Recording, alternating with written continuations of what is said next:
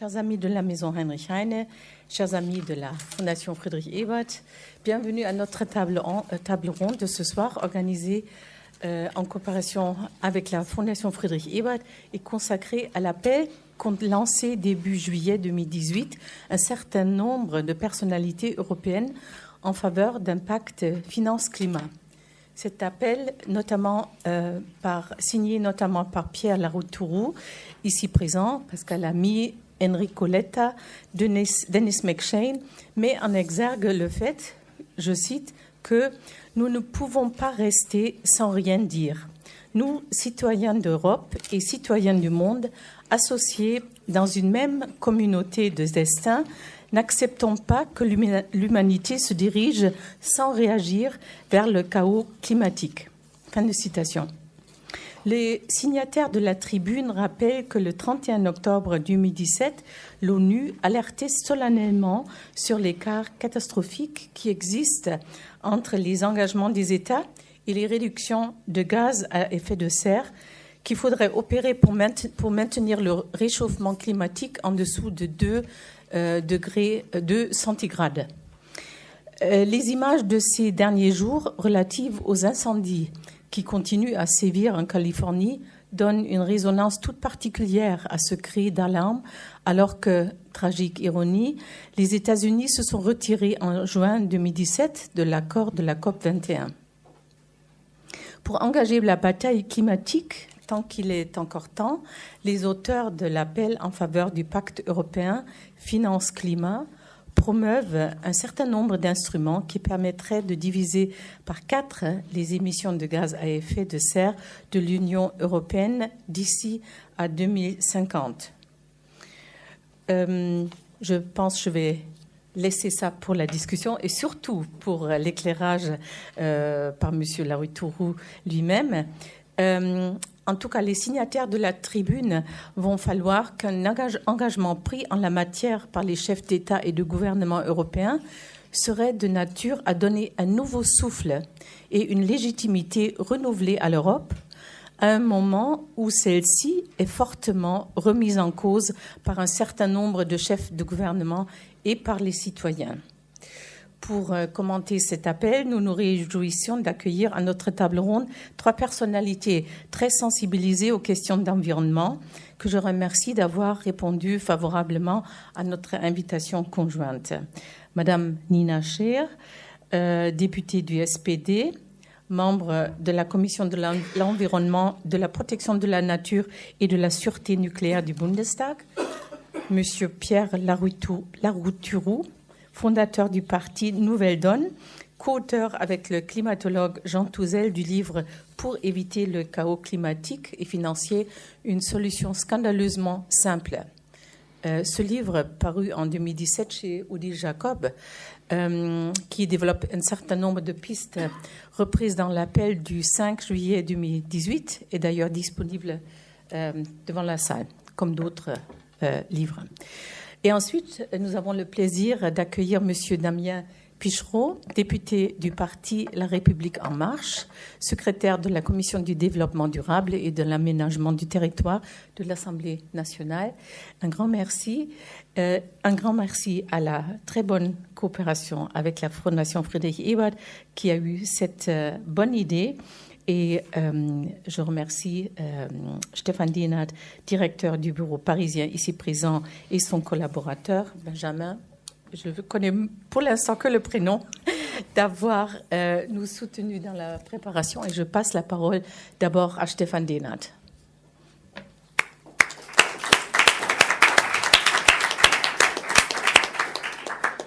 Merci beaucoup, Christiane. Je te remercie aussi et la Maison Heinrich Heine pour cette coopération et toute l'histoire qu'on a comme organisation qui travaille ensemble. Et comme toujours, tu es tellement bien préparé avec ton introduction qu'il ne me reste pas beaucoup à dire. Le mieux serait de me taire, laisser la parole aux intervenants pour vous donner l'occasion d'entendre les vrais experts. Donc, je passe la parole tout de suite à la modératrice. Tu as le mot. Merci beaucoup. Bonsoir, ja, es ist Zeit zu handeln. Und Sie setzen Ihre Kopfhörer auf, das ist schön. Wir haben nämlich die Freude, heute 2 Simultandolmetscherinnen zu haben, die das ermöglichen, auf Deutsch und auf Französisch zu folgen. Denn wir haben ja auch einen Gast hier, der extra gerade aus Hamburg eingeflogen ist, um mit uns zu sprechen, zu debattieren. Herzlich willkommen also zu dieser Debatte, die sich um die Frage dreht, wie ein europäischer Finanzklimapakt aussehen könnte. Vielleicht einfach noch eingangs, Klimaschutz ist mittlerweile wirklich ein Thema, das uns täglich begleitet, das wir spüren, so wie in diesem Jahr. Und wir sehen die Klimakatastrophen, die sich auf der Welt mehren, erfahren neue, erschreckende Zahlen und Fakten und wissen eigentlich um die Dringlichkeit des Problems. Und stellen uns als Bürger natürlich die Frage, ob vor diesen Herausforderungen die Politik überhaupt Antworten liefern kann. Und die nationale Politik, kann die überhaupt für so ein globales Problem Antworten finden? Es gibt nun aber eben auch supranationale Strukturen, die Europäische Union gehört dazu, die in der Vergangenheit auch in manchen Fragen ja unter Beweis gestellt hat, dass sie innerhalb der Mitgliedsländer gemeinsame Maßnahmen treffen kann und das auch sogar, wenn es ums Geld geht, nämlich auf finanzpolitischer Ebene. Man denke an den Europäischen Finanzpakt, die Griechenlandhilfen oder die Politik der Europäischen Zentralbank. Aber uns geht es heute darum, wie man diese beiden zusammenbringen kann, das Klima- und Finanzpolitik, und sich vielleicht, das ist, glaube ich, das, worüber Pierre Larrouturou uns sprechen wird, die Mechanismen innerhalb der EU sich zunutze machen kann für das Klima. Das ist unser Thema. Unsere Gäste wurden Ihnen bereits vorgestellt. Und das Schöne ist, wenn man Experten neben sich zu sitzen hat, dann dürfen die Experten auch ihre Themen und ihre Vorschläge präsentieren. Et c'est pour ça que je suis très contente que Pierre, vous allez nous expliquer en effet en quoi ça consiste, le fameux pacte finance-climat, parce que vous êtes un des initiateurs. Je vous laisse donc le temps et après on va passer au débat, sans oublier vos questions, vos remarques, justement. Après, on m'a dit 25 secondes pour faire descendre l'écran. Mais comme en Europe ou dans l'Union européenne, les choses prennent parfois plus de temps qu'on l'avait pensé. Donc du coup, je pense, peut-être Pierre, vous pouvez dire aux gens, parce que j'ai vu que vous avez préparé aussi quelque chose. Tout à fait. Vous pouvez nous dire ce que c'est, comme ça. Bonsoir.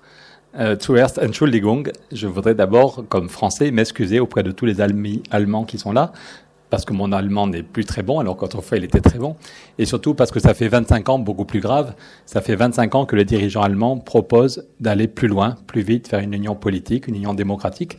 Il y a eu le grand discours de Lammers et Schäuble en 94, il y a eu Joschka Fischer en 2000, et à chaque fois, on était des millions de Français à se dire c'est le bon moment, et à chaque fois, nos dirigeants se sont dit que c'était pas grave et qu'on pouvait attendre un peu. Et je pense que l'Europe aurait un autre visage, beaucoup plus souriant, que l'Europe serait moins malade aujourd'hui si les Français avaient su répondre à chaque fois que les Allemands, depuis 25 ans, nous ont tendu la main. Donc vraiment, Entschuldigung, j'espère qu'on arrivera à construire quelque chose malgré toutes les occasions ratées. Et peut-être que le climat, effectivement, est un sujet qui aujourd'hui peut nous réunir très largement. J'étais à Madrid il y a quelques jours avec le conseiller politique de Pedro Sanchez qui pensait que peut-être que le climat était le seul sujet où on pouvait avoir en même temps l'Europe du Nord, l'Europe du Sud. Peut-être que c'est le seul sujet sur lequel on peut avancer quand on parle d'un budget de l'Europe. Je voyais l'autre jour l'interview de M. Weidmann qui expliquait que le grand budget que demande Emmanuel Macron, c'est non. Mais juste après, Weidmann, le patron de la Bundesbank, disait « faisons les choses dans le bon ordre, voyons quels sont les problèmes qu'on ne peut pas régler dans chaque pays, par exemple la protection de l'environnement, et cela, ça peut nécessiter un budget commun et des compétences transférées. » Donc c'est a priori non pour le grand budget fédéral, mais et toutes les interviews de M. Weidmann depuis quelques mois sont dans le même style. C'est non pour un grand budget, mais pour la protection de l'environnement ou la protection des frontières, peut-être que oui. Alors, je ne sais pas si on voit, oui, parfait. Oui. Donc, l'initiative que je vous propose est une initiative lancée il y a 1 an par 300 personnalités, je ne sais pas ce que ça veut dire, venant de 12 pays. des Allemands, des Français, des Espagnols, des Finlandais, des gens de gauche et de droite. On est très heureux de réunir aussi bien Laurence Parisot du MEDEF que le président des syndicats européens, Rudy Deleuve. Il y a 3 semaines, c'est Alain Juppé qui a fait voter la mairie de Bordeaux à l'unanimité, moins 2 voix. À Madrid, j'étais avec Manuela Carmena, qui est la maire de Madrid, soutenue par Podemos, et avec Teresa Ribera, qui est la ministre socialiste de l'Environnement. Donc notre objectif, on a des points de désaccord sur d'autres sujets, mais notre objectif est de rassembler très largement tous ceux qui pensent qu'il est urgent maintenant que l'Europe avance.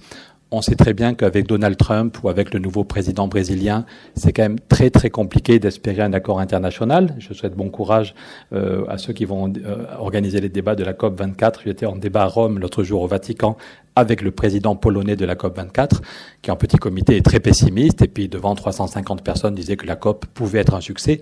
Mais il faut être très optimiste avec Trump pour penser qu'on peut avoir un succès. Donc soit ça va provoquer un découragement terrible, soit l'Europe est capable d'avancer et de faire la preuve sur son territoire. L'Europe est quand même la première puissance économique mondiale.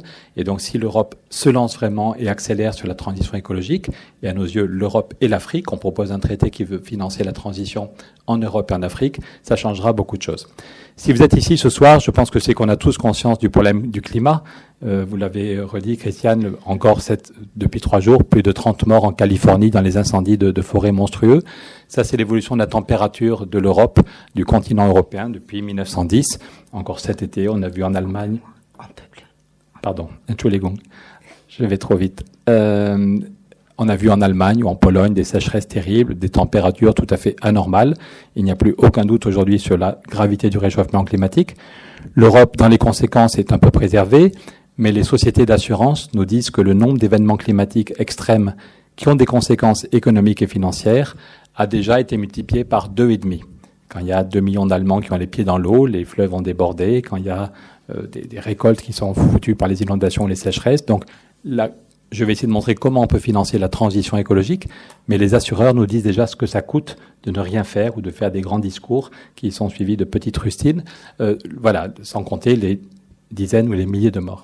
Donc l'Europe est plutôt préservée. C'est dans les pays du Sud aujourd'hui que le problème est le plus grave. On n'en parle pas beaucoup, mais au Sahel, par exemple, les climatologues sont capables de remonter sur 1600 ans en suivant les pollens, en suivant les traces d'eau. On est capable de reconstituer le climat sur 1600 ans et on peut montrer que la sécheresse que vit le Sahel en ce moment, c'est du jamais vu depuis 1600 ans.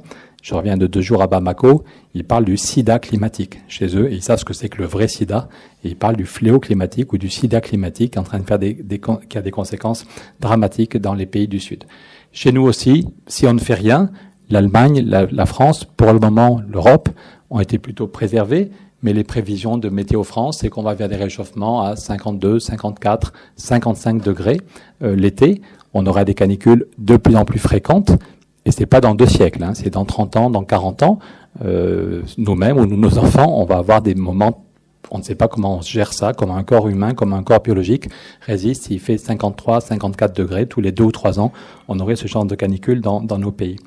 En Afrique, si on ne fait rien, les prévisions de la FAO, c'est des récoltes qui vont baisser de moins 40, moins 50, moins 60%.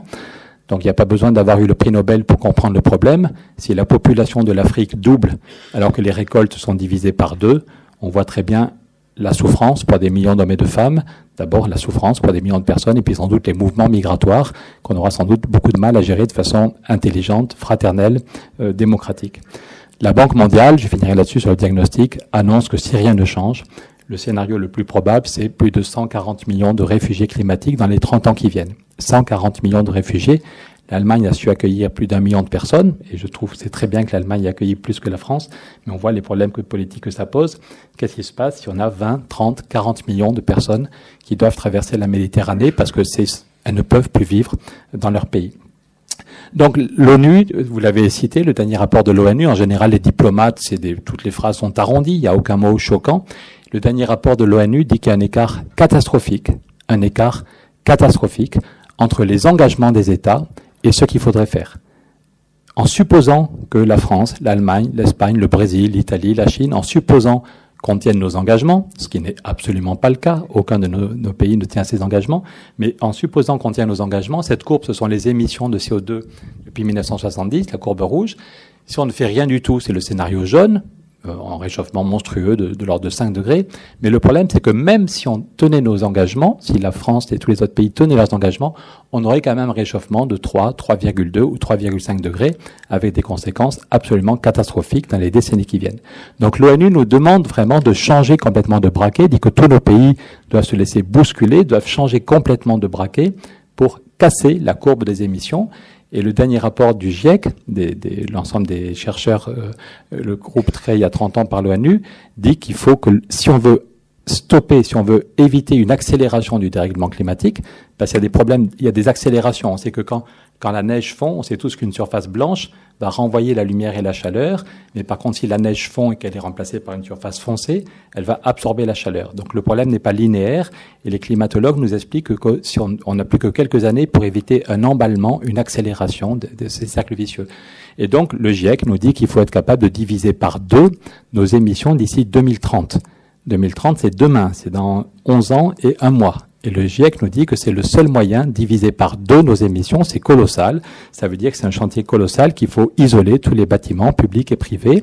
Et l'objectif, c'est de diviser par 2 d'ici 11 ans et arriver à 0, à la neutralité carbone, à un bilan de 0 émission dans 30 ans.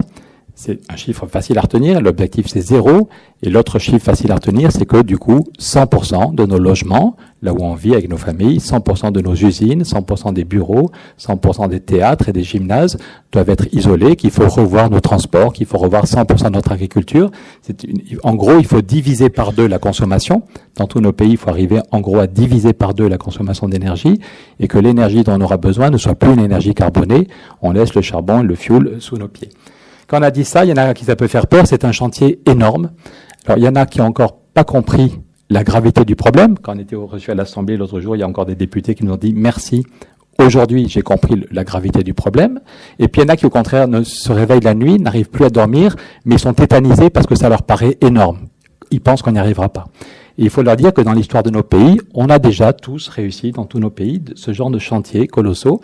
Dans tous nos pays, quand on a décidé de faire l'école pour tous, ça a été à peu près au même moment en France et en Allemagne, ça a été des lois votées au Bundestag ou au Parlement français, mais derrière, c'est un énorme bazar parce que dans tous les villages de France et d'Allemagne, on a fait l'école des garçons, l'école des filles, la maison des maîtres. C'est un bazar colossal, mais en gros, on y est arrivé.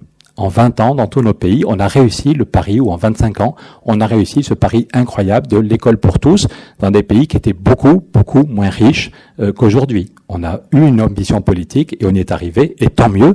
Certains pensaient que c'était de la folie, qu'on avait encore besoin des enfants dans les usines ou dans les fermes, qu'on n'était pas assez riche pour se payer ce luxe, mais on l'a fait et on a bien fait de le faire. Un autre exemple, c'est quand Kennedy dit on va aller sur la Lune, we choose to go to the moon. Il y en a qui pensent que Kennedy a pris un coup de soir à la cabesse, parce qu'aller sur la Lune, c'est juste impossible. Et Kennedy n'a pas la moindre idée de tous les problèmes techniques qu'il faudra régler. Mais 7 ans plus tard seulement, beaucoup plus vite que prévu, on est allé sur la Lune, on a créé 400 000 emplois. Tout le pays s'est retrouvé derrière ce rêve, derrière cet objectif commun, et tout le pays aussi a profité des retombées technologiques, des créations d'emplois et des retombées technologiques. Donc quelque chose qui paraissait infaisable, on y est arrivé, et peut-être qu'aujourd'hui, sauver notre planète ou sauver notre humanité, parce que la planète s'en remettra, les dinosaures ont disparu et la planète a continué à tourner, mais peut-être que sauver le climat, avec des guillemets, est plus important encore que d'aller sur la Lune. Le problème est donc, ça pourrait être une bonne nouvelle. Parmi les gens qui nous soutiennent en France, on a l'ADEME, l'Agence pour les économies d'énergie, qui dit que ce qu'on propose est tout à fait sérieux et qu'on pourrait créer 800 000 ou 900 000 emplois. Donc créer des emplois de qualité dans tous les pays. Angela Merkel disait l'autre jour qu'il fallait essayer de comprendre le vote de certains Italiens et qu'il fallait voir qu'est-ce qu'on pouvait faire pour créer des emplois de qualité, que la précarité de l'emploi dans beaucoup de nos pays est une des causes, pas la seule, mais une des causes du populisme. Donc est-ce que l'Europe peut aussi se donner les moyens de créer des emplois de qualité des deux côtés de la Méditerranée? C'est aussi un des objectifs de notre pacte climat. La question est de savoir comment on le finance, et le problème est le même dans tous les pays. Je voyais l'autre jour 2 membres du gouvernement allemand qui comment dit-on poliment, qui n'étaient pas d'accord sur les réseaux sociaux. Altmaier qui a expliqué qu'il fallait revoir l'ambition de l'Allemagne à la baisse, qu'il y avait un débat, comme en France, sur comment est-ce qu'on fait. Et Peter Altmaier disait que on ne savait pas comment financer et qu'il fallait revoir l'ambition à la baisse. Et 1 heure après, sur Twitter, la ministre de l'Environnement lui disait « Peter, tu ne peux pas dire ça. Il faut au contraire avoir une ambition plus forte et il faut qu'on innove, il faut qu'on invente des solutions nouvelles pour financer la transition ».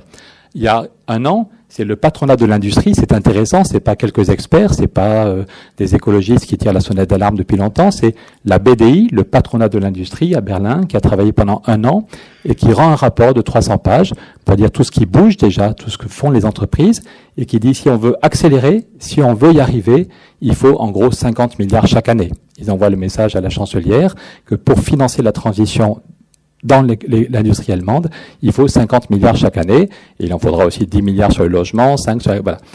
Le problème est le même dans tous les pays. Aux Pays-Bas, et c'est pour ça qu'on pense que ça peut être un projet européen, une semaine après ça, c'est aux Pays-Bas qu'il faut isoler... Les Pays-Bas, c'est un pays où la question du climat monte de plus en plus dans le débat, parce qu'il y a 70% de la population néerlandaise qui est dans une zone inondable, et les écolos ont gagné les 12 plus grandes villes. Aux dernières municipales, les écolos ont gagné les Amsterdam, Utrecht et les 10 autres plus grandes villes. Donc c'était, il faut isoler 2 millions de maisons avant 2030. Qui va payer? Et puis la semaine suivante, c'est pour se protéger, l'océan monte, il faut faire une digue de 32 km, il faut la renforcer, la rehausser. Qui va payer? Et le Premier ministre, M. Rutte, ne sait pas comment payer. Et les Pays-Bas ont été condamnés par la justice parce qu'ils n'en font pas assez. Au niveau, Nicolas Hulot, en France, a démissionné. Nicolas Hulot disait, je voulais 7 milliards chaque année pour le logement, je ne les ai pas. Nicolas Hulot voulait 5 milliards pour un plan hydrogène. Il a eu 0,2 milliards. Voilà, 25 fois moins que ce qu'il espérait. Donc le problème est le même dans tous nos pays. Teresa Ribera, à Madrid, a une énorme ambition, mais repousse son plan climat parce qu'elle ne sait pas comment le financer. Au niveau de l'ensemble de l'Europe, c'est la Cour des comptes européenne qui a fait un rapport très dur, la Cour des comptes, en disant que ce qu'on fait, c'est scandaleusement faible, et elle a des mots très durs sur la faiblesse de nos politiques. Et la Cour des comptes dit que si on veut rattraper le retard, il faut 1115 milliards d'euros chaque année. 1115 milliards, c'est énorme, c'est même beaucoup pour le coup. Et c'est intéressant parce que c'est la Cour des comptes. Donc on ne peut pas dire que c'est des rigolos qui n'ont pas conscience des contraintes. La Cour des comptes, ils connaissent les contraintes, mais ils savent aussi qu'il y a des contraintes peut-être plus graves sur lesquelles on peut se fracasser si on n'est pas capable d'innover dans les financements. Donc c'est un chiffre intéressant parce qu'il vient de gens sérieux. Et puis c'est un chiffre intéressant parce qu'il permet de sortir de deux utopies qui nous paraissent néfastes. Ceux qui pensent qu'on pourrait avoir un financement 100% privé, que le politique ne doit pas s'en mêler, que l'État ne doit pas s'en mêler, 100% privé, et ceux qui pensent qu'on peut espérer un financement 100% public.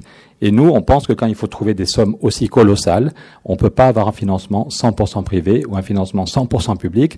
Il faut vraiment innover et marier les deux types de financement et de façon rapide et de façon coopérative. Donc 1000 milliards, ce chiffre nous va bien aussi parce qu'il y a 5 ans, avec Michel Rocard, avec Stéphane Hessel et d'autres, on avait lancé le collectif Roosevelt, et notre slogan, c'était pour sauver les banques, en 2008, on a mis 1000 milliards. Souvenez-vous, quand les banques allaient s'effondrer, on a mis 1000 milliards en quelques semaines. Aux États-Unis, ils ont mis 2000 milliards en quelques jours. Et tant mieux, heureusement qu'on l'a fait, sinon le monde bancaire s'effondrait. Donc, est-ce qu'on disait, peut-être qu'il faudrait faire pareil pour sauver le climat. Mais certains nous disaient, c'est pas possible, la Banque centrale ne voudra jamais. On nous expliquait qu'on était des doux rêveurs. Et puis, fin 2014, la Banque centrale annonce qu'elle va créer 1000 milliards d'euros, ce qu'on appelle le quantitative easing. Barack Obama en a parlé un peu sur Angela Merkel. Tim Geithner a fait 8 heures d'avion pour aller voir Schäuble dans sa maison de vacances. Donc il y a eu quelques explications. La BCE n'a pas sorti ça toute seule. Et si les dirigeants allemands laissent faire, globalement, c'est parce qu'il y a eu quelques explications avant. Mais donc c'est un énorme tabou qui est tombé. Ce qui paraissait impossible se fait en Europe. La Banque du Japon le faisait déjà, la Réserve fédérale, mais la BCE va faire du quantitative easing. Autrefois, c'était des planches à billets, c'était des planches qui tournaient. Maintenant, c'est des ordinateurs, mais c'est bien de la création monétaire. En plus du quantitative easing, la BCE fait parfois des TLTRO. Vous voyez, en une journée, le journal Les Échos nous raconte qu'en une journée, il y a eu 233 milliards créés, donnés aux banques à taux négatif. L'autre jour, on a fait une réunion commune, Élysée et Matignon, et un des grands chefs de Matignon m'a arraché des mains cette feuille parce qu'il découvrait, aucun de nous n'arrive à suivre toute l'actualité, il découvrait qu'il y avait eu autant d'argent créé par la BCE. Dans tous nos pays, on équilibre le budget à 1 milliard près, on fait très attention à 1 milliard, et là on voit que la BCE, au total, si on regarde tous les TLTRO qui ont été faits, tout le quantitative easing, on peut montrer qu'il y a eu 2500 milliards, c'est des gens de banques qui n'ont pas le droit de s'exprimer dans le débat public, mais qui nous aident depuis 2 ans, pour qu'on ne dise pas de bêtises, et on peut montrer qu'il y a eu 2500 milliards créés en 2 ans et demi. Donc pile poil, 1000 milliards par an. Donc c'est bien faisable, ça existe, il n'y a aucun doute. tous ceux qui vont sur le site de la BCE peuvent voir comment la base monétaire de la BCE a augmenté. La question est de savoir où est allé cet argent, et la BCE est assez transparente. Si on a des gens qui vous aident à comprendre ces tableaux, on peut montrer qu'il y a eu 11% de l'argent qui est allé dans l'économie réelle, 11% seulement, et 89% qui n'est pas allé dans l'économie réelle et qui, pour l'essentiel, est parti à la spéculation.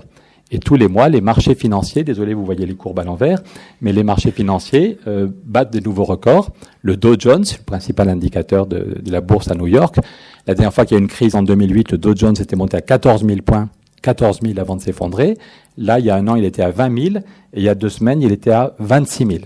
Et Donald Trump se réveille la nuit pour dire à quel point c'est génial. Donald Trump exulte en expliquant que c'est du jamais vu, jamais vu. Et effectivement, c'est du jamais vu. Mais le FMI, Christine Lagarde, nous explique maintenant tous les mois, il y a un rapport du FMI qui nous dit qu'on va vers une nouvelle crise financière. La phrase qui était dans le journal Les Échos l'autre jour, la phrase reprise en gros, c'est « Une nouvelle crise pourrait provoquer 10 fois plus de dégâts que 2008 ». C'est le FMI qui nous dit qu'avec ce niveau de spéculation, on pourrait avoir une crise qui aurait des conséquences 10 fois plus graves.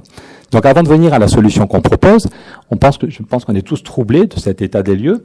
On nous a expliqué à l'école qu'on était des Homo sapiens sapiens, la branche la plus évoluée des primates. On nous a dit qu'on avait un cerveau magnifique. Et parfois, en voyant ça, on se demande si on est vraiment des sapiens sapiens ou des débilus débilus. Parce que ça fait 30 ans que le GIEC nous dit « Attention, vous allez vers un énorme problème climatique ». Et on nous dit maintenant qu'on n'a plus que 2 ans ou 3 ans. Antonio Guterres a redit hier qu'on n'avait plus que 2 ans pour inverser la courbe. Donc on nous prévient qu'on va une catastrophe.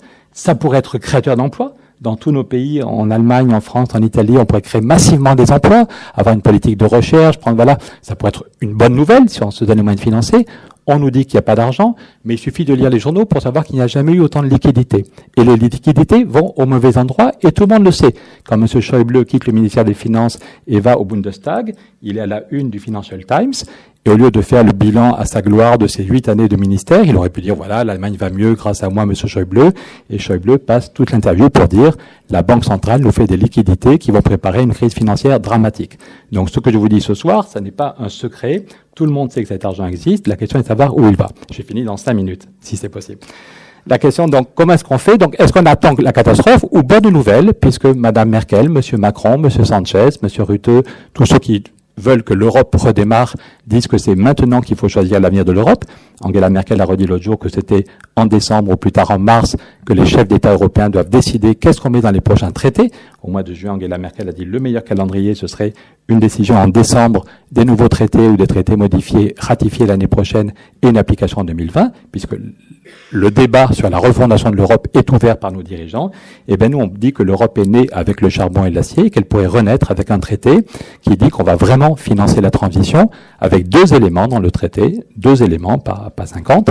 Le premier, c'est mettre la création monétaire au service du climat et de l'emploi. Concrètement, on crée une banque du climat. On ne touche pas à la BCE. Il y a des gens à l'Élysée qui avaient peur quand Nicolas Hulot nous soutenait. Il y en a qui disaient Nicolas Hulot ne va pas trop loin, Mario Draghi va s'énerver. Donc on rassure les gens de la BCE. On ne touche pas à la BCE. On ne touche pas à la BUI. On propose simplement de créer une filiale, une banque, qui est une filiale à 100% de la BUI, qui a le statut de banque, et qui est une banque du climat, et qui va avoir pour obligation de financer la transition avec des prêts à taux zéro pour tous nos territoires. On reprend les chiffres de Nicolas Stern, le grand économiste anglais, qui dit qu'en plus de ce qui existe déjà, et des financements privés qu'il faut mieux orienter, chaque pays devrait avoir une enveloppe de 2% du PIB. Chaque pays aurait 2% du PIB. Donc la France aurait 45 milliards chaque année à taux zéro qui seraient fléchés sur la transition écologique. L'Allemagne aurait chaque année 60 milliards. Ça aiderait aussi l'Allemagne. Chaque pays serait avec un contrôle a posteriori de cet usage. Et un des grands chefs de la BUI, l'autre jour j'étais au siège de la BUI à Bruxelles, un des grands chefs maintenant est devenu un allié, il m'a donné un document de 12 pages que j'ai donné l'autre jour à l'Élysée. Et ce qu'il dit, c'est que c'est faisable en 6 mois. Il dit quand le mur de Berlin est tombé en 1989, il a suffi de 6 mois pour que Helmut Kohl et François Mitterrand créent une banque pour financer la transition. À l'époque, c'était pas la transition écologique, c'était la transition de la Pologne, de la Tchécoslovaquie, de la Hongrie. Mais Helmut Kohl et François Mitterrand ont compris que s'il n'y avait pas un instrument financier créé très vite, ces pays allaient s'effondrer. Et en 6 mois, la BERD a été créée. Et puis 1 an plus tard, elle était installée en partant de rien. Là, on ne part pas de rien. On part du savoir-faire de la BUI et de toutes les liquidités qui existent. Donc, premier plan, une banque du climat qui finance à 100% la transition sur tous nos territoires, 2% du PIB. Deuxième et dernier aspect, un budget climat. C'est très bien les prêts à taux zéro, mais ça ne suffit pas. Par exemple, si on veut un plan Marshall pour l'Afrique, il y a un an, Angela Merkel, en juillet dernier, il y a 15 mois, Angela Merkel avait fait une grande journée à Berlin où elle avait réuni des chefs d'État africains. Et la conclusion de la journée, c'est qu'il y avait besoin d'un plan Marshall ou d'un plan Merkel, certains disaient en souriant, pour l'Afrique, que l'Afrique va se disloquer à cause du dérèglement climatique, que tous les Africains ont envie aussi d'avoir un meilleur niveau de consommation, donc plus d'énergie, mais il y a besoin d'investissement pour que l'Afrique puisse se développer sans passer par le pétrole, par le charbon. Ici, il y a plein de ressources intellectuelles et concrètes et physiques. Ici, c'est la biomasse, ici du photovoltaïque, ici du solaire. Donc l'Afrique a tout ce qu'il faut pour arriver à se développer sans passer par des énergies polluantes comme on l'a fait, pour inventer un nouveau modèle de prospérité. Mais il y a besoin d'un plan Marshall. C'était le point, la conclusion de la journée à Berlin en juillet il y a 15 ans. On est 15 mois plus tard et on n'a pas trouvé 1 milliard pour financer ce plan Marshall. Donc on veut un budget européen. Quand Emmanuel Macron dit qu'il veut un budget de plusieurs centaines de milliards, le grand discours du président français à la Sorbonne, nous on dit chiche, pour le climat, il faut 100 milliards. Il y aurait 40 milliards pour l'Afrique et la Méditerranée chaque année, à la louche, c'est pas à nous de négocier le détail, on donne des idées. 10 milliards pour la politique de recherche. Est-ce qu'on est capable d'avoir une politique de recherche? L'Europe a fait Airbus, l'Europe a fait Ariane, c'est 2 énormes succès. Est-ce qu'on est capable de faire aussi la voiture du futur? Parce que bien sûr, il faut marcher à pied, prendre son vélo, prendre des transports en commun. Bien sûr, c'est fondamental. Mais tous, il y a des moments où on a besoin de mobilité personnelle. Est-ce que l'Europe invente la voiture du futur qui va consommer moins? Est-ce que l'Europe invente l'ordinateur du futur? Quand on voit ce qui augmente la consommation d'énergie, les ordinateurs, les tablettes consomment de plus en plus. Est-ce que l'Europe met le paquet? Kennedy a mis le paquet pour aller sur la Lune. Est-ce que l'Europe prend le leadership sur le stockage des énergies renouvelables, sur la voiture, sur l'ordinateur? Donc on propose de mettre 10 milliards, un budget de 10 milliards pour la recherche, et puis 50 milliards pour financer la transition. Si chacun de nous doit isoler l'immeuble où il habite, s'il faut isoler cette maison, s'il faut isoler les usines, que la collectivité, que l'Europe puisse payer une partie de la facture. Sinon, si chaque famille doit payer la totalité, si chaque entreprise doit payer la totalité, ça va sans doute grogner, pour être gentil, on aura du mal à financer l'accélération. Donc comment trouver 100 milliards? J'ai fini dans 4 minutes, maintenant c'est presque fini. On reprend une idée de Jacques Delors, mais qui est une idée qui est aussi dans le discours, même à chaque fois que les dirigeants allemands parlent d'une Europe fédérale avec un budget fédéral, il y a l'idée qu'on pourrait avoir une fiscalité fédérale. Cette courbe, ça montre l'évolution c'est ce que donne la concurrence fiscale en Europe. En gros, en 30 ans, le taux d'impôt, il n'y a jamais eu autant de bénéfices. Les bénéfices n'ont jamais été aussi importants. Mais depuis que l'Angleterre est rentrée, on est passé d'un impôt de 45% à 19%. Et le journal Ouest France montrait l'autre jour que c'était vraiment pas la faute du reste du monde, parce que les États-Unis, sur la même période, aux États-Unis, un pays libéral, l'impôt sur les bénéfices est resté à 38%. De Roosevelt jusqu'à Trump, l'impôt sur les bénéfices aux États-Unis est à 38%, tandis qu'en Europe, il est tombé en moyenne à 19%. Et même avec la réforme que Trump a fait voter, l'impôt est tombé à 24%. Donc on pense que si on veut effectivement prendre le taureau par les cornes, si on veut un vrai budget européen, en particulier pour le climat, et encore une fois, on pense que c'est Dixit, M. Weidemann, sans doute le premier sujet sur lequel on peut avancer pour une nouvelle ambition en matière de budget européen. Comment financer ce budget? Si on augmente l'impôt sur monsieur et madame tout le monde, ça va grogner. Il y a qu'à voir en France les manifestations. Dès qu'on prend 4 centimes sur le prix de l'essence, le pays va être bloqué samedi. Donc, si on a un impôt européen qui touche 500 millions de citoyens, ça va pas le faire, ça va pas être très populaire. Donc, la meilleure façon de financer un budget européen, c'est sans doute en luttant contre le dumping fiscal et en créant une fiscalité sur les bénéfices. Dernier argument, cette courbe, c'est le FMI qui dit que de toute façon, il y a un vrai problème macroéconomique, que la barre des bénéfices, les bénéfices n'ont jamais été aussi importants. En tant que tel, c'est plutôt une bonne nouvelle. S'il y a des bénéfices, ça veut dire que les entreprises marchent bien. Le problème, c'est où vont ces bénéfices. Et le FMI dit que la part des bénéfices qui ne va plus dans l'économie, ni dans l'investissement, ni dans la recherche, ni dans les salaires, mais qui part aux dividendes et donc en grande partie sur les marchés financiers, devient un vrai problème macroéconomique.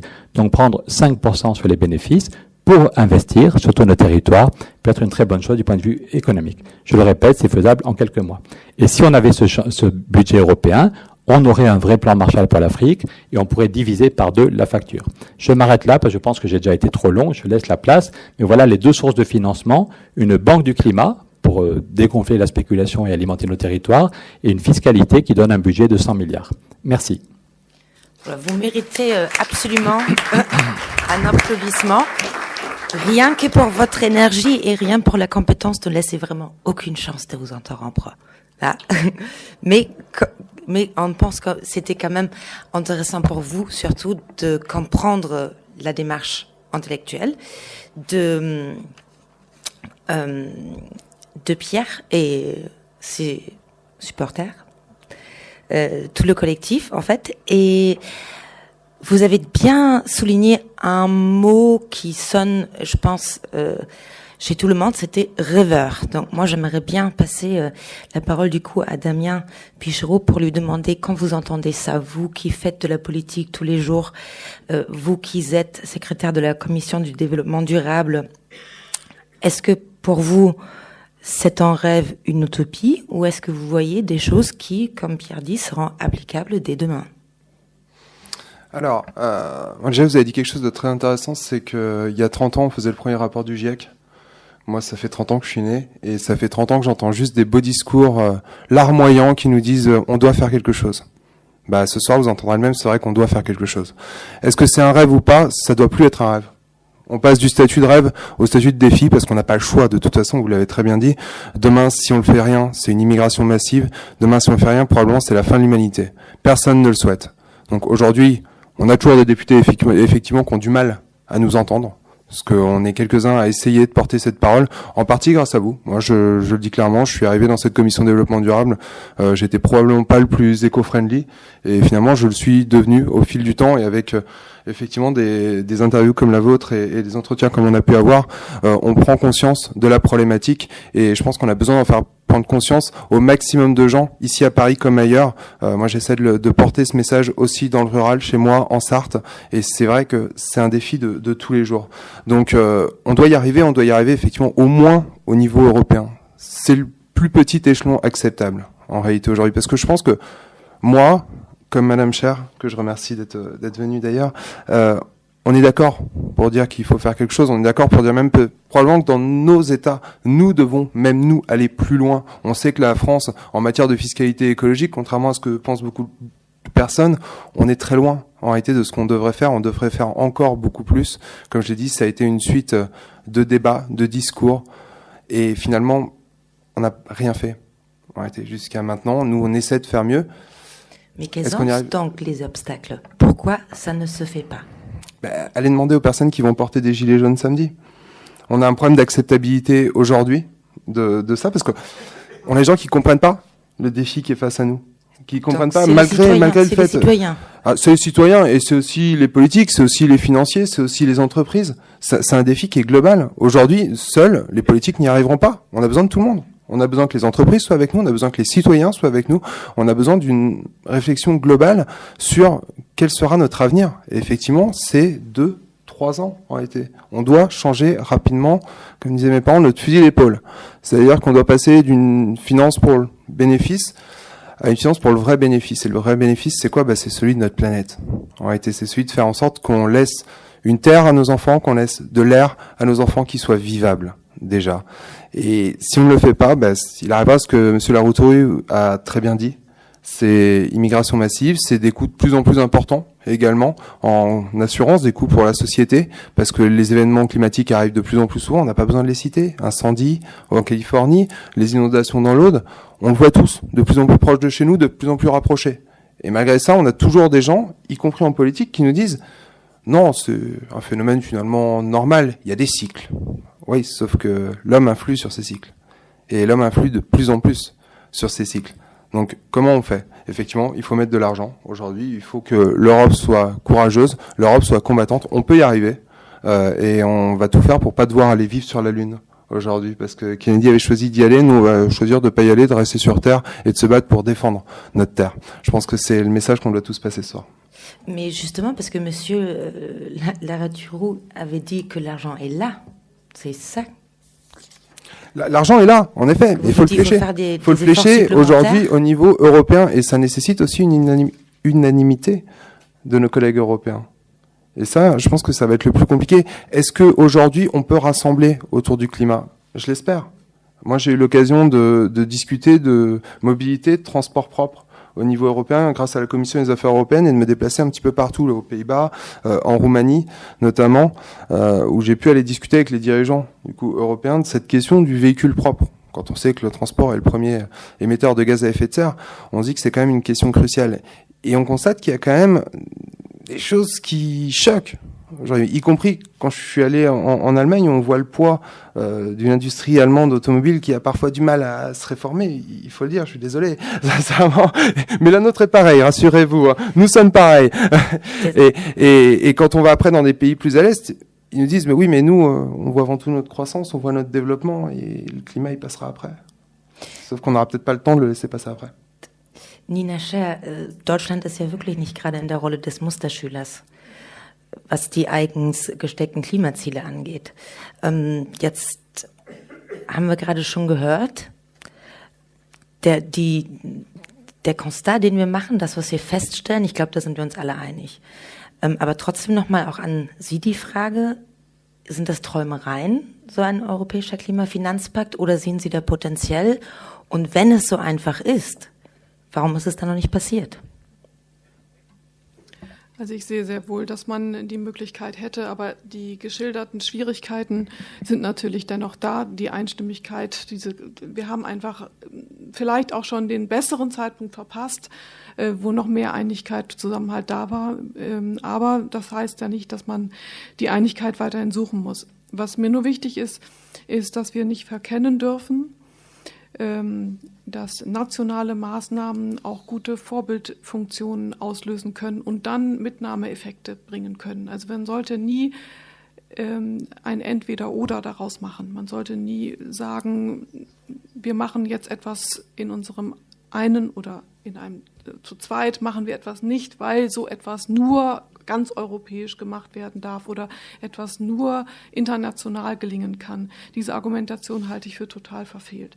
Ich glaube, wir müssen immer versuchen, auch in den kleineren Räumen, auch mal auf lokaler Ebene oder auf nationaler Ebene etwas anzukurbeln, selbst wenn wir wissen, dass es besser wäre und wirksamer wäre, wenn man es mit mehr Partnern hinbekäme. Aber das kann dann als nächster Schritt kommen. Und genauso ist es gut, wenn man auch bilateral etwas auf die Beine bringt, etwas entstehen lässt und dann ein Vorbild damit zeigt, wie es geht, wie es gehen kann und dann Anreize schafft. Und das sage ich ja nicht einfach aus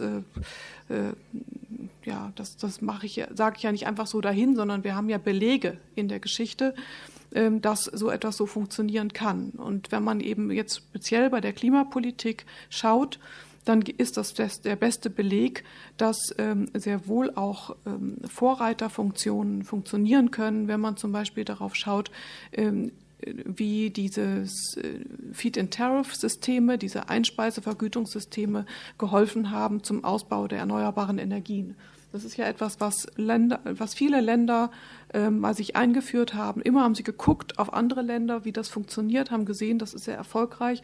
Und letztendlich war es genau dieses System eines Einspeisevergütungsmodells, eine gesetzliche Regelung, die dazu geführt hat, dass in den Ländern, in denen es eingeführt wurde, sehr viel erneuerbare Energien ausgebaut wurden. Und das finde ich insofern wichtig, sich vor Augen zu halten, weil man sehr wohl funktionierende Beispiele hat, die dann auch wieder Hoffnung geben, dass es politisch zu leisten ist. Weil das wird ja teilweise auch in Frage gestellt, dass es politisch zu leisten sei.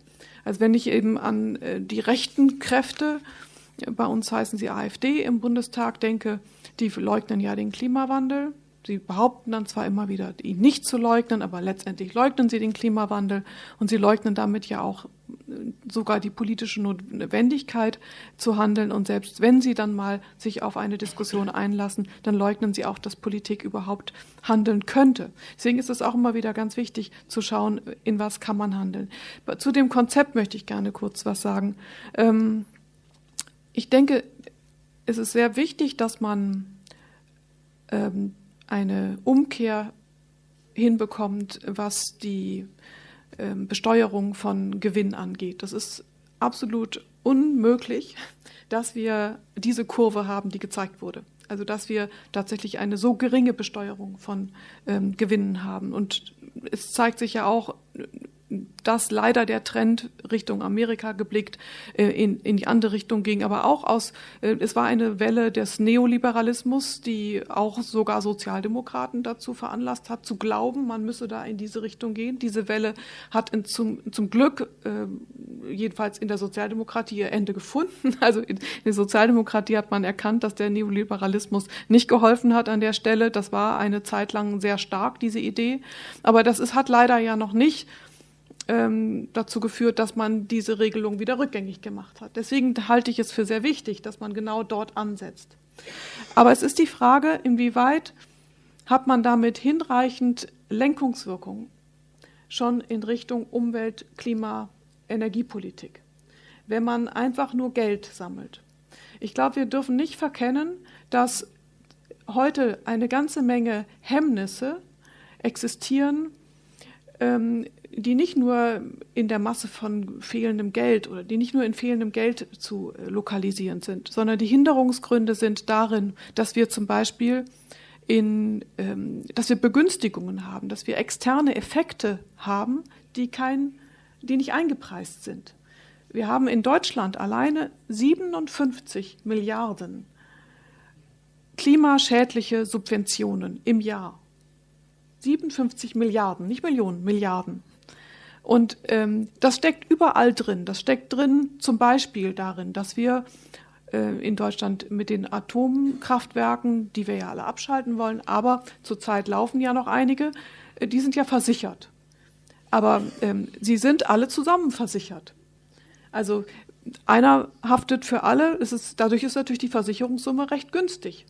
Wenn man aber ein Auto fährt, muss man jedes Auto versichern. Und wenn ein Unternehmen mehrere Autos hat, dann muss er jedes Auto versichern.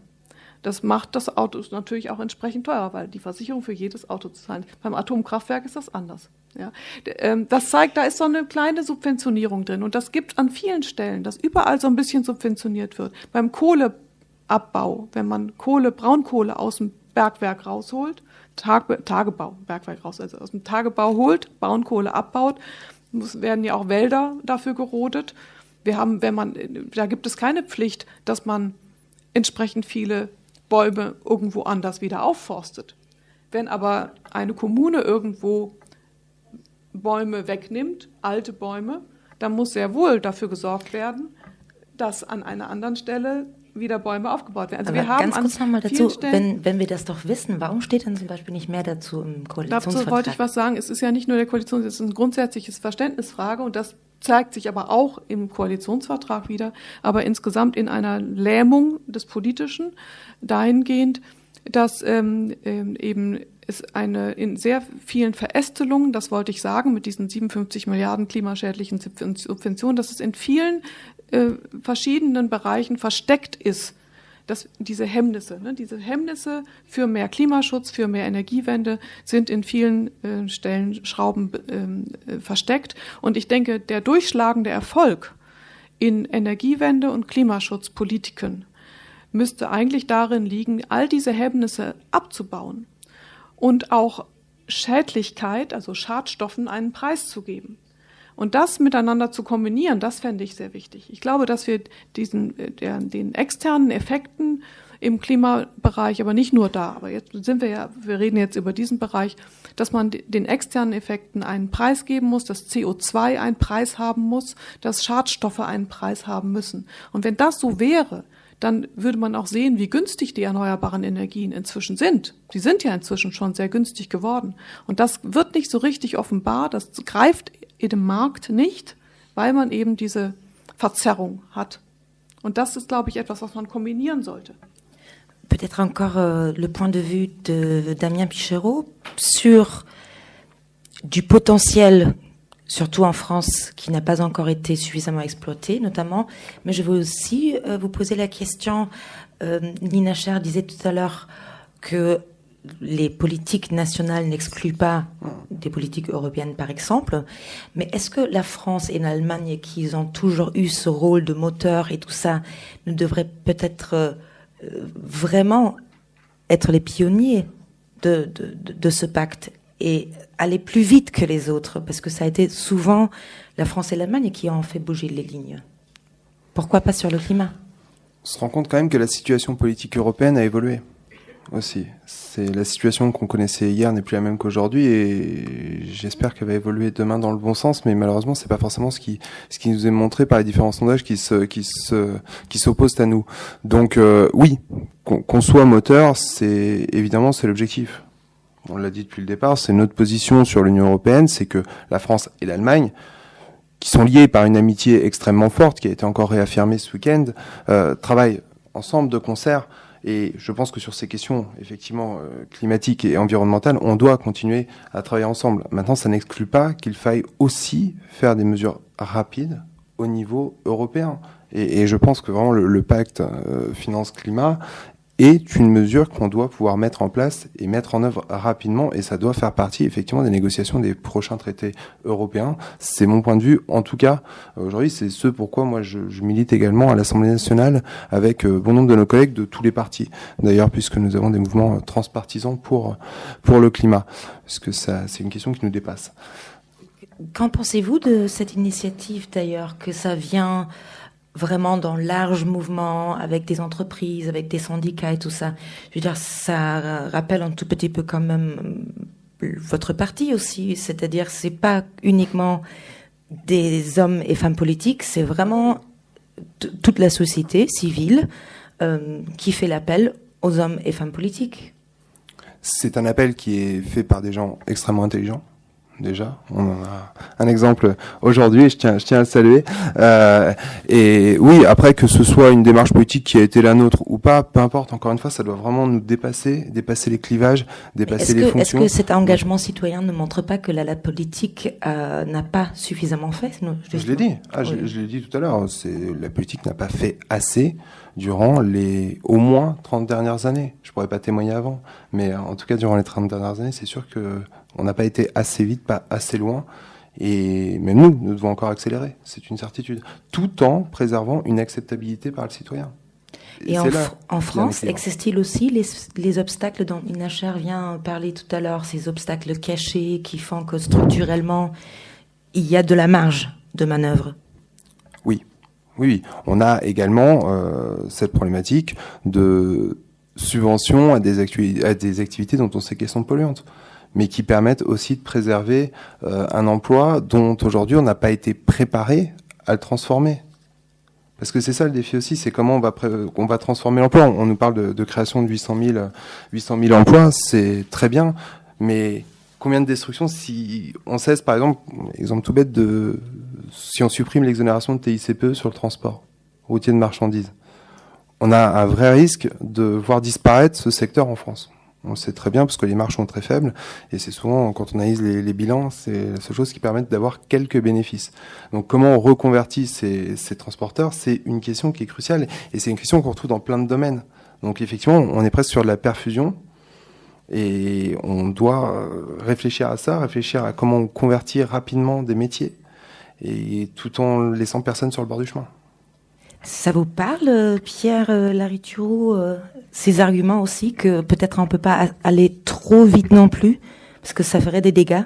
Il ne faut pas aller trop vite, et je pense que je suis tout à fait d'accord avec ce qu'a dit Nina, qu'il faut en même temps agir au niveau local, au niveau d'une ville, au niveau d'un pays, et en même temps quand même au niveau européen.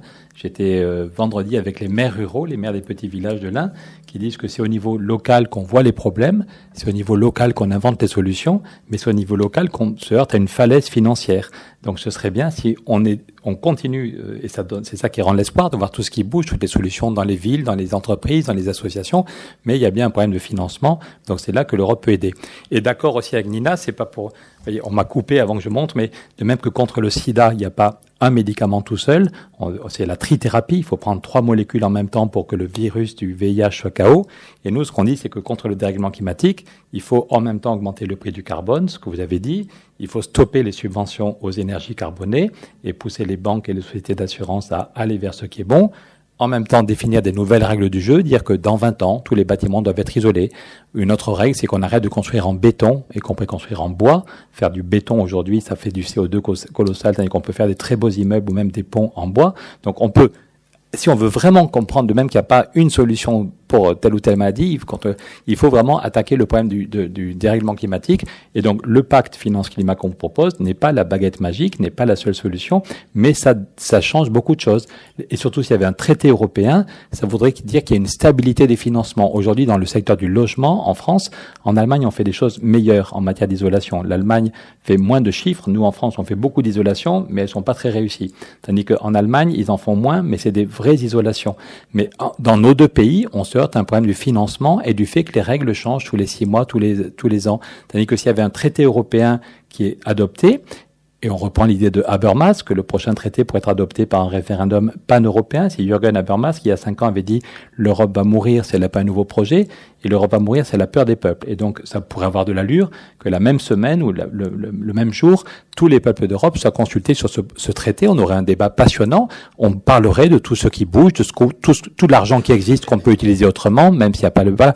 Et on pourrait, à mon avis, avoir un vrai débat, donc un sursaut démocratique de l'Europe. Et sur la question de l'unanimité que vous posiez tout à l'heure, peut-être qu'il y aura tous les pays, peut-être que non, et c'est pas grave. L'autre jour, le conseiller politique de Pedro Sanchez me disait, même s'il y a que 12 ou 13 pays, enfin, je veux pas parler à sa place, mais il dit, même s'il y a que 12 ou 13 pays au début, ça permet d'avancer, et les autres viendront plus tard s'ils ont envie. Mais je pense que ça aurait de l'allure. Souvenez-vous le discours de Joschka Fischer en 2000. Joschka Fischer avait fait un très beau discours à Humboldt pour dire qu'il voulait une union politique. Et puis 2 mois après, Joschka avait dit, j'ai fait une erreur, j'ai dit quelle était la liste, ça donnait l'impression qu'il y avait une short list et que les autres n'étaient pas invités. Il avait dit, je devrais dire, voilà notre ambition, voilà notre projet, et sur cette ambition, tous ceux qui le veulent sont les bienvenus. Eh bien, je pense qu'il faut dire, voilà l'ambition de l'Europe en matière climatique, en matière d'emploi, et tous les pays qui le veulent sont les bienvenus, et puis les pays qui ne veulent pas tout de suite, ben, ils continuent. Mais il faudra qu'ils expliquent à leur peuple qu'ils continuent à respirer des fumées. Dernier point, pardon, si c'est global, c'est plus facile. J'en parlais l'autre jour avec la ministre espagnole qui doit fermer des mines de charbon. Le problème est le même en Pologne et en Allemagne, quand dit l'Allemagne doit sortir du charbon. Mais c'est compliqué si en même temps on ne crée pas des emplois utiles et bien payés à proximité. S'il y a 100 000 personnes qui perdent leur boulot dans le charbon et qu'en même temps la croissance ralentit partout et qu'on leur donne pas un boulot, un vrai travail, on peut comprendre qu'ils soient pas contents. Par contre, s'il y a un pacte qui permet de financer aussi le fait qu'on isole les bâtiments, qu'en même temps on va investir dans les transports en commun, qu'en même temps on va créer une politique de recherche, qu'on va aider l'agriculture à créer des emplois, ben du coup, ceux et celles qui vont perdre leur boulot dans le charbon, à Katowice, en Allemagne ou dans les Asturies, en Espagne, se disent qu'il y a de bonnes chances, peut-être qu'il leur faudra 1 an pour se former, qu'on va les accompagner, mais s'il y a des créations d'emplois massives par ailleurs, ils ont des vraies chances de retrouver un boulot intéressant et bien payé. Donc en fait, paradoxalement, donc ça passerait par la communication, à expliquer aux gens carrément. Oui, et puis une approche globale, non pas urgente. On a du temps, on a un traité qui nous donne 30 ans de financement et donc on a 1 an ou 2 ans pour régler les problèmes de formation. D'accord. Il n'y a pas d'urgence. Laissez-moi passer justement la question. Pour une petite parenthèse, l'Allemagne fait peut-être mieux dans l'isolation, mais moins bien dans le diesel. Ça, j'ajoute. En tout cas, la question que j'aimerais bien poser à Damien et à Nina, c'est justement vous qui faites la politique. Donc, il y a une idée comme ça qui vous est exposée. On a justement d'autres coopérations. On a notamment parlé du digital, par exemple, au sein de l'Union européenne.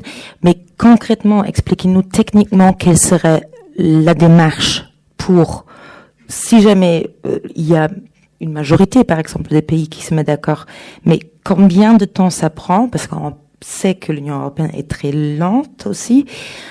Si on dit on a 3 ans encore pour agir, le processus politique, quel horizon pouvez-vous nous donner? Nina?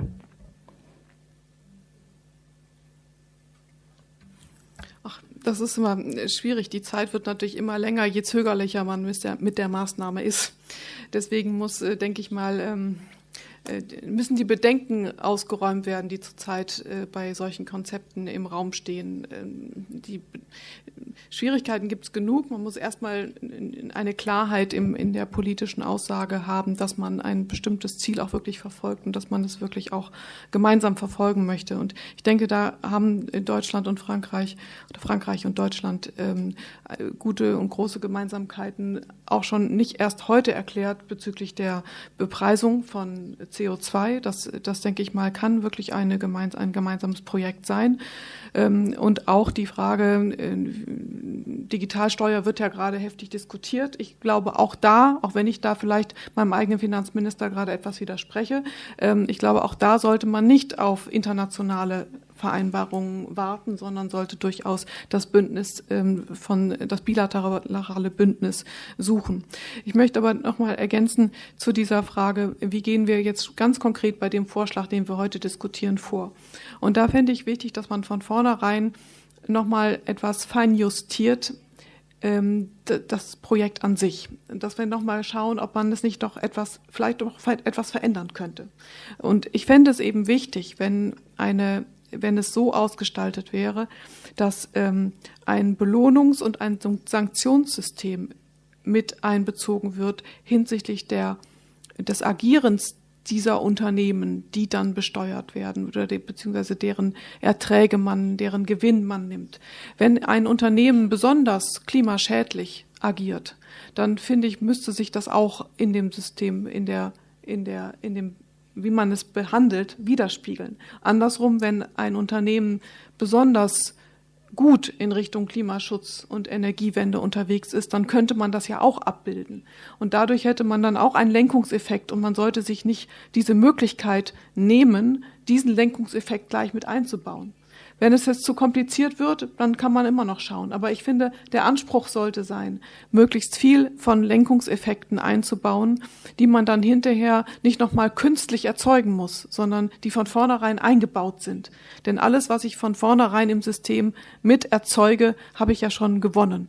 Hingegen, wenn ich erstmal nur mit Geld umgehen muss, nur Geld gesammelt habe, dann müsste ich ja hinterher alles verteilen. Und das ist auch eine große Aufgabe. Ich möchte ja eigentlich in einer Gesellschaft sein, in der nicht nur von irgendwo zentralistisch Geld gegeben wird, sondern ich möchte eigentlich in einer Gesellschaft sein, in der der Markt gerecht ausgestaltet ist, ein fairer Markt existiert. Und zu dem fairen Markt gehört eben, dass sanktioniert wird, was sozial und ökologisch nicht geht und belohnt wird, was sozial und ökologisch gut ist.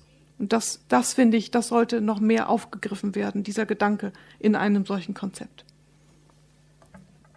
Peut-être une dernière remarque sur ce que vient de dire Nina, de vous? Oui, encore une fois, on est sur la même ligne sur le fond, bien qu'avec quelques divergences. En effet, si on cherche aujourd'hui un accord à l'unanimité, on n'y arrivera pas. On mettra, selon moi en tout cas, énormément de temps. On le voit bien quand il s'agit simplement de fixer des objectifs à 20 ou 30 ans sur la réduction du CO2 sur les véhicules légers par exemple. On est depuis 1 an sur des discussions et on ne sait pas quand on va s'en sortir. Donc cette idée de dire que peuvent avancer ensemble ceux qui veulent avancer ensemble, c'est une bonne chose, c'est un bon point de départ, mais qui doit très vite évoluer. Donc on doit espérer aujourd'hui qu'on soit moteur, et ça doit pas être une utopie, ça doit être la réalité. Et je crains qu'aujourd'hui, vraiment avoir le comportement de certains pays européens, je suis désolé d'être pessimiste, mais si on n'est pas plus proactif, si l'Europe n'est pas plus intrusive, aussi, peut-être, d'ailleurs, il faut dire le mot, on aura du mal à évoluer. C'est ma crainte. C'est ma crainte. Un autre point que vous avez vu dans le plan, comme Nina disait, vous paraît particulièrement compliqué? Je pense que il y a une chose qui me semble très bien dans ce plan, c'est le système de bonus-malus au niveau des entreprises qui vise à récompenser justement les entreprises les plus vertueuses et à sanctionner les entreprises qui ne respectent pas, qui ne jouent pas le jeu. Donc ça, c'est une bonne chose, c'est quelque chose que je soutiens personnellement, que je soutiendrai, et qui doit nous permettre d'évoluer ensemble. Je suis sincèrement désolé, je dois vraiment y aller. J'ai réunion à 21h, théoriquement. Je sais, on vous a déjà... Sur ces questions de fiscalité écologique, notamment, pour rien vous cacher. D'accord. Merci beaucoup, en tout cas. On va continuer la discussion. Mais Damien Pichereau doit nous laisser. Mais je propose qu'on lui applaudisse quand même.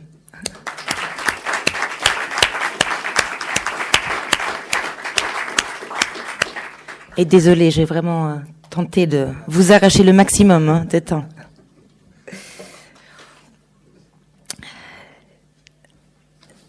Donc, je pense que vous avez entendu Pierre Laruturu, vous avez entendu ce que vient de dire Nina Scher sur les points où elle a eu des propositions assez concrètes. Ajoutez, qu'est-ce que vous en pensez ?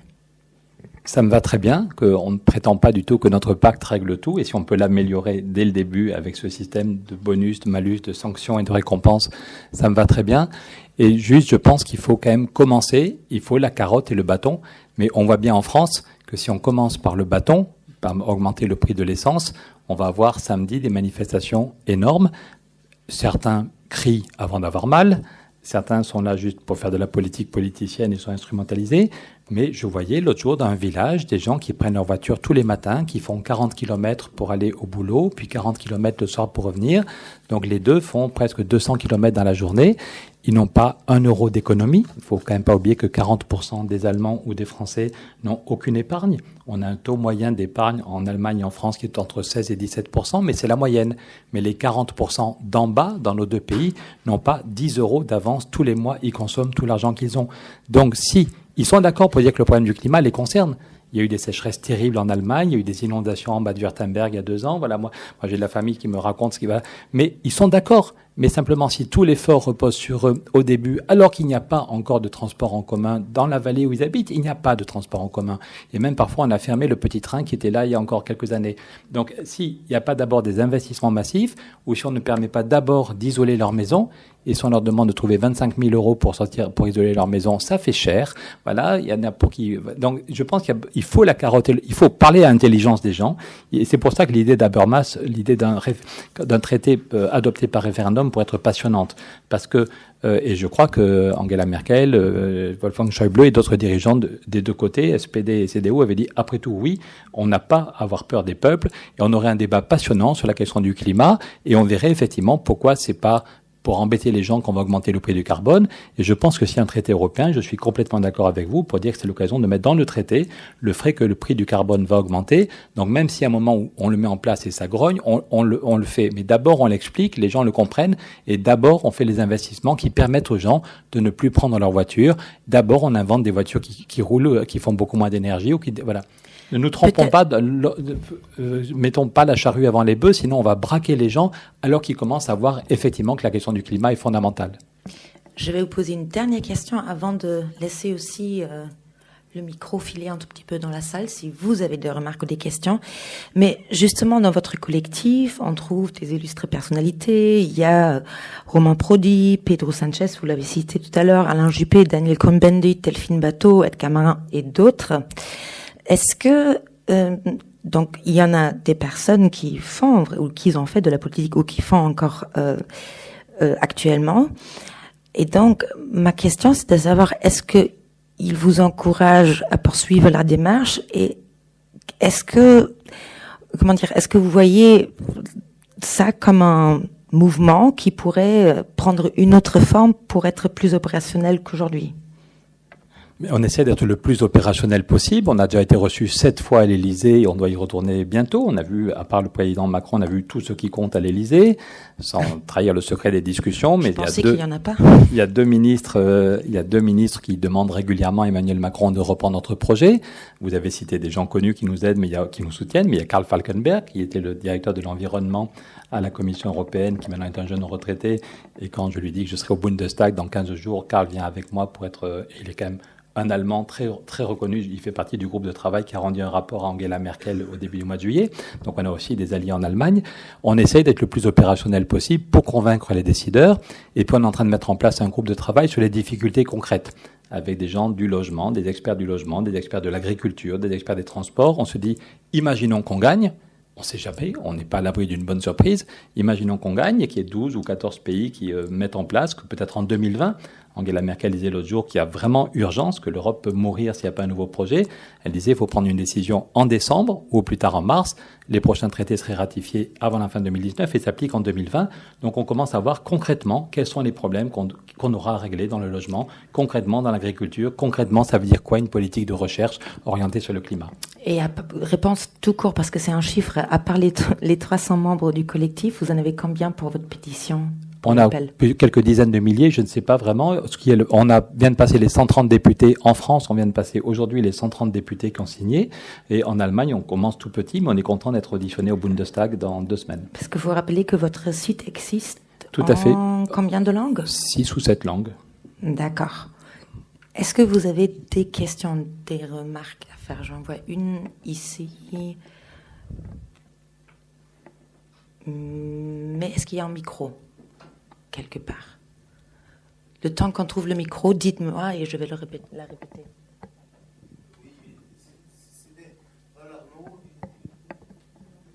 Il arrive. Je suis juriste. Monsieur Larouturou,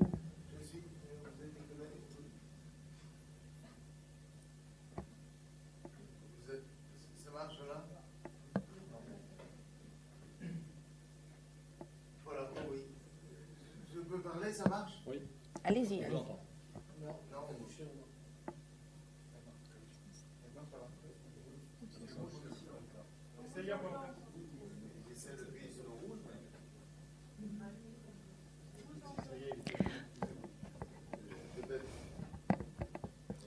Dites-moi, sinon je vais juste rappeler la question à voix haute. J'ai une vision un peu, je ne suis pas dans l'immédiateté de l'économiste que vous êtes. Paul Arnaud, juriste.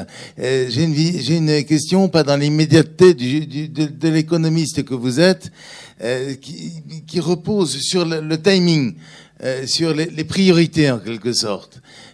Vous avez parlé, tout le monde est au courant, les ours disparaissent à mesure que la banquise, le pôle Nord et le pôle Sud fondent.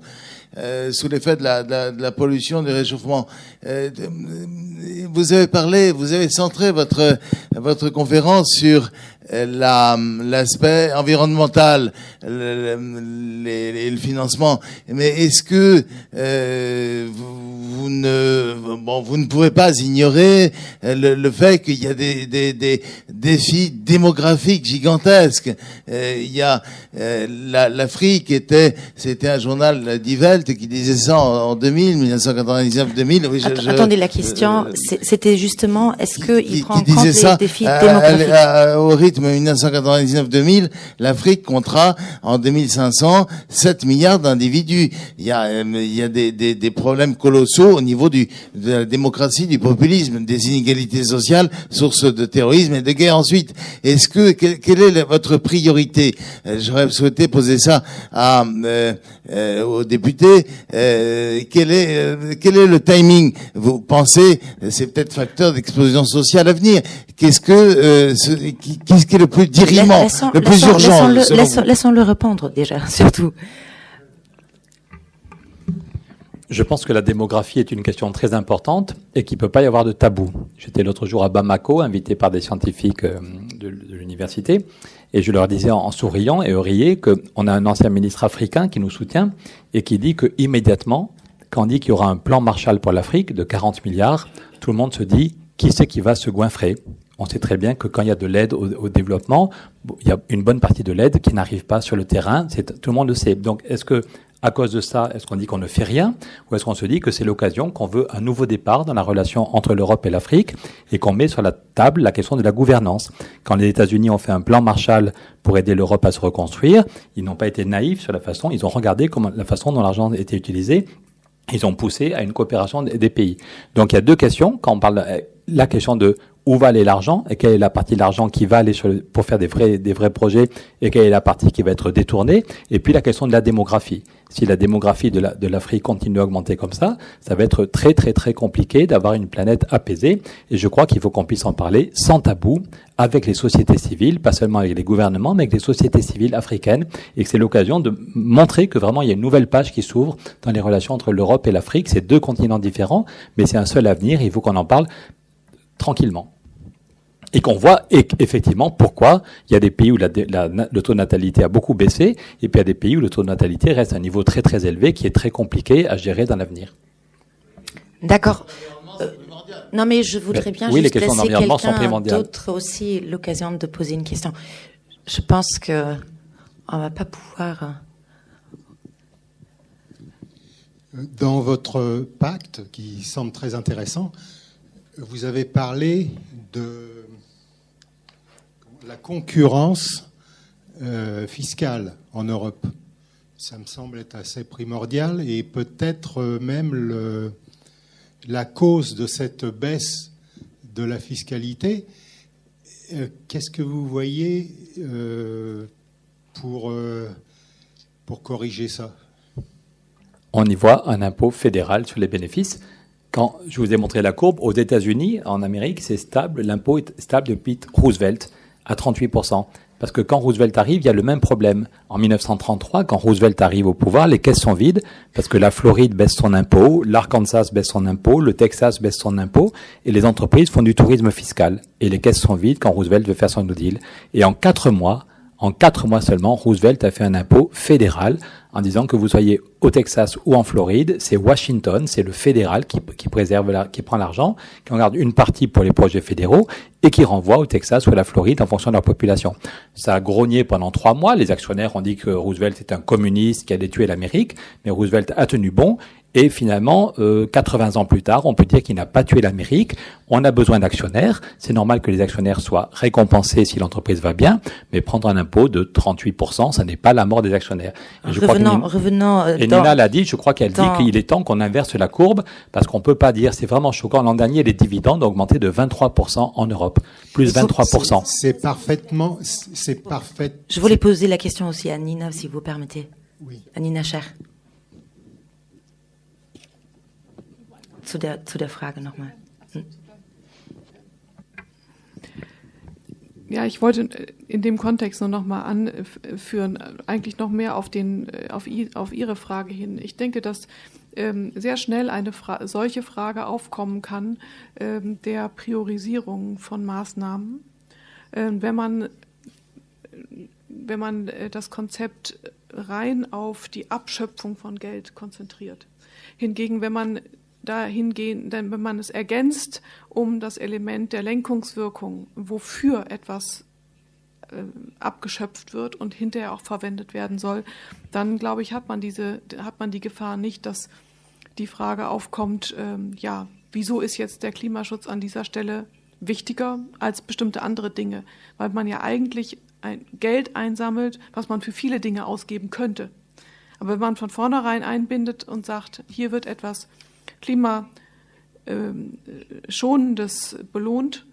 Ich wiederhole mich jetzt an der Stelle. Ich fand das nur gerade eine Beweisführung, genau dafür, dass man das frühzeitig einbinden sollte, diese Fragestellung der Belohnung und der Sanktionierung des jeweiligen Verhaltens eines Unternehmens, das dann Geld abzugeben hat im System.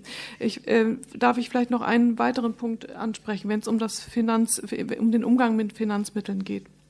Ich denke, wir müssen auch uns dabei eine Verständigung finden und vielleicht kann das auch ein bilateraler Ansatz sein, wie Staaten selbst mit Geld umgehen, mit Geldanlagen umgehen. Und wir haben in Deutschland an einem kleinen Beispiel etwas geschaffen, da wünsche ich mir, dass wir das ausweiten auf noch mehr Bereiche, und zwar dass wir Verpflichtungen schaffen, staatliche Verpflichtungen, dass Gelder in einer bestimmten Weise nicht Verwendung finden oder eben in einer bestimmten Weise nur Verwendung finden dürfen.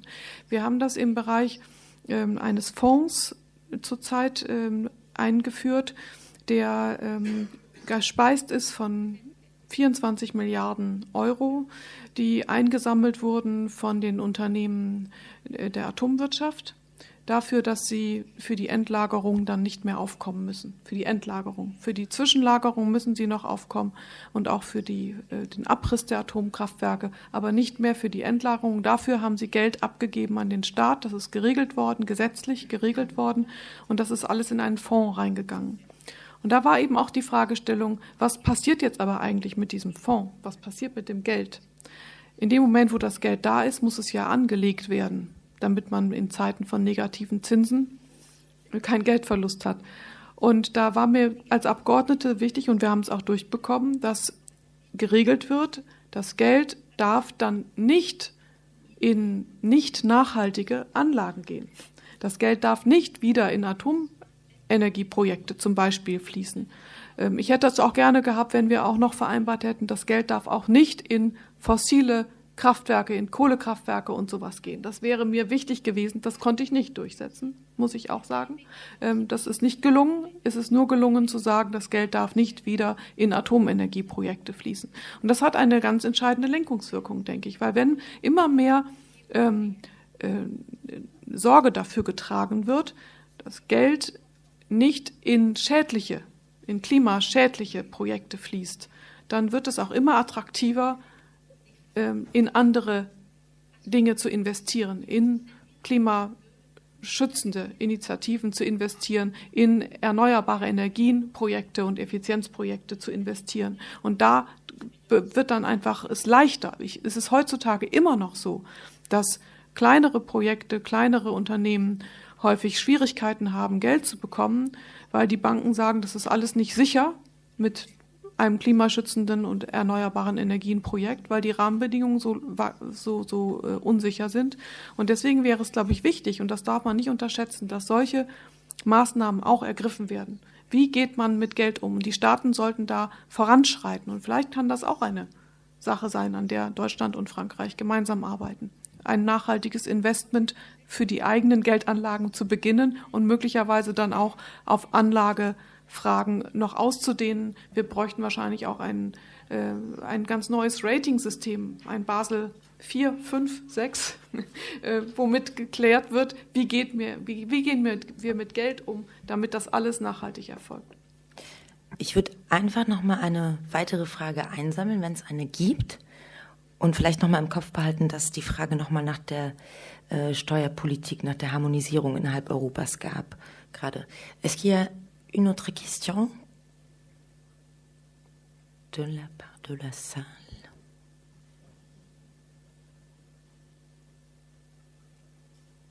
Il y en a là.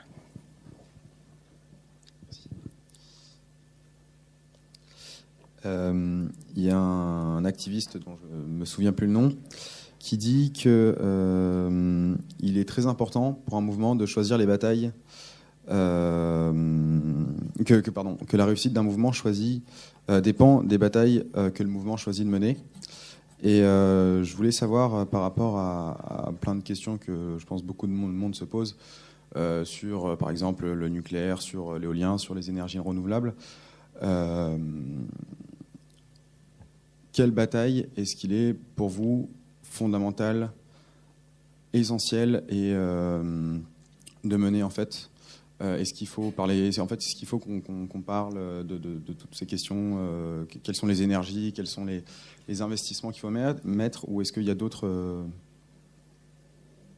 Ouais, en peu, quelles sont les priorités? Quel moyen sera le plus efficace du coup? Voilà. D'accord. Merci. Peut-être d'abord Pierre. Quelle bataille mener? Je pense que c'est d'abord la bataille de l'intelligence, qu'un maximum de gens comprennent, parce qu'on a tellement perdu de temps qu'il va falloir accélérer, et on ne peut pas accélérer si une immense majorité des citoyens ne sont pas vraiment partie prenante et n'ont pas envie d'agir avec nous. Si on est juste C'est-à-dire convaincre. Oui, convaincre, expliquer, convaincre et puis donner la parole. Voilà, montrer qu'on peut en même temps réunir des gens des grands quartiers.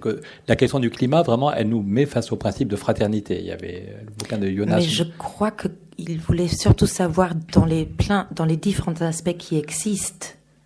Et qui jouent sur la question. Je pense que la question on le voit en France, comment le pays va être bloqué, je crois, par un manque de débat. Voilà.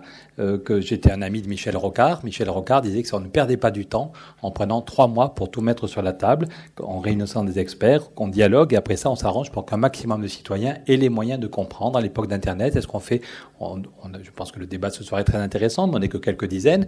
Est-ce qu'on se donne les moyens qu'un maximum de citoyens dans tous nos pays comprennent pourquoi c'est grave? Il y a encore plein de citoyens qui ne savent pas le réchauffement, maintenant, la plupart des gens le voient, mais il y a une enquête qui était de la BUI la semaine dernière qui montre qu'une majorité de citoyens européens se demandent encore si c'est bien dû à l'activité humaine.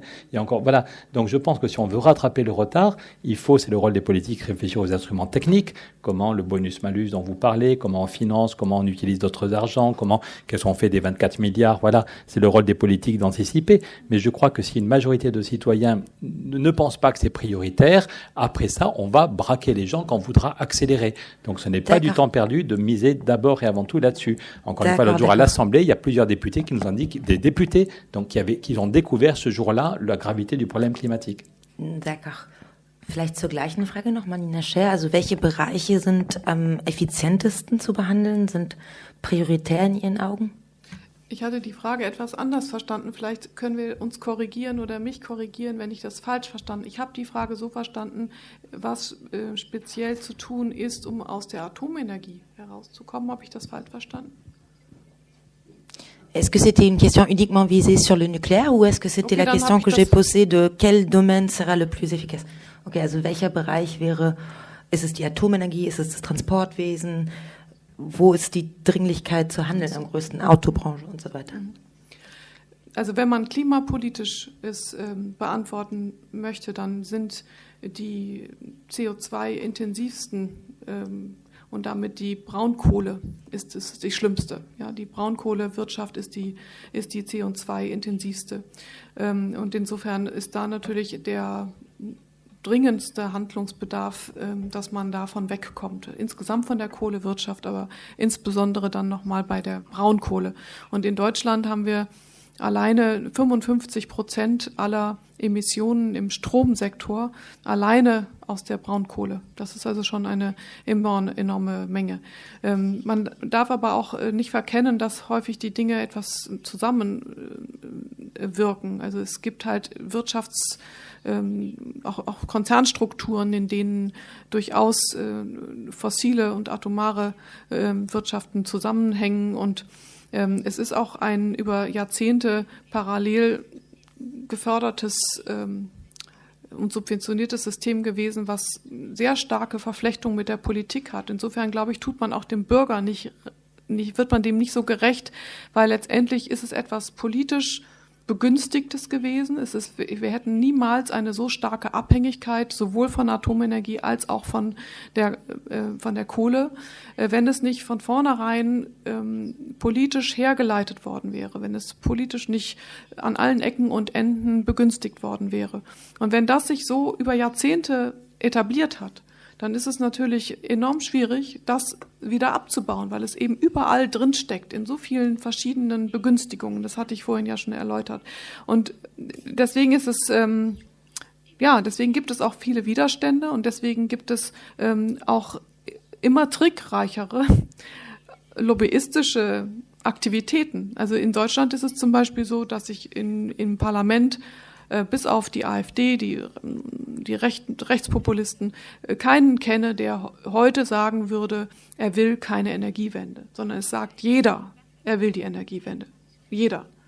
Aber es ist einfach nicht so, dass dann, wenn es um die einzelnen Maßnahmen geht, wir wirklich Energiewende machen, sondern es ist dann so, dass in dem Moment, wo Arbeitsplätze eine Rolle spielen, dass dann Angst existiert. Aber man muss sich eben fragen, warum wird an welcher Stelle so stark ein bestimmtes Argument artikuliert? Die Arbeitsplätze wird zurzeit in Deutschland sehr stark diskutiert in Bezug auf Braunkohle. Aber wenn man sich die Zahlen vor Augen hält, dann weiß jeder, dass in den letzten 2 Jahren, mehr Arbeitsplätze verloren gegangen sind in der Solarindustrie und in der Windindustrie, obwohl das ja ein wachsender Bereich ist, als in der Braunkohle.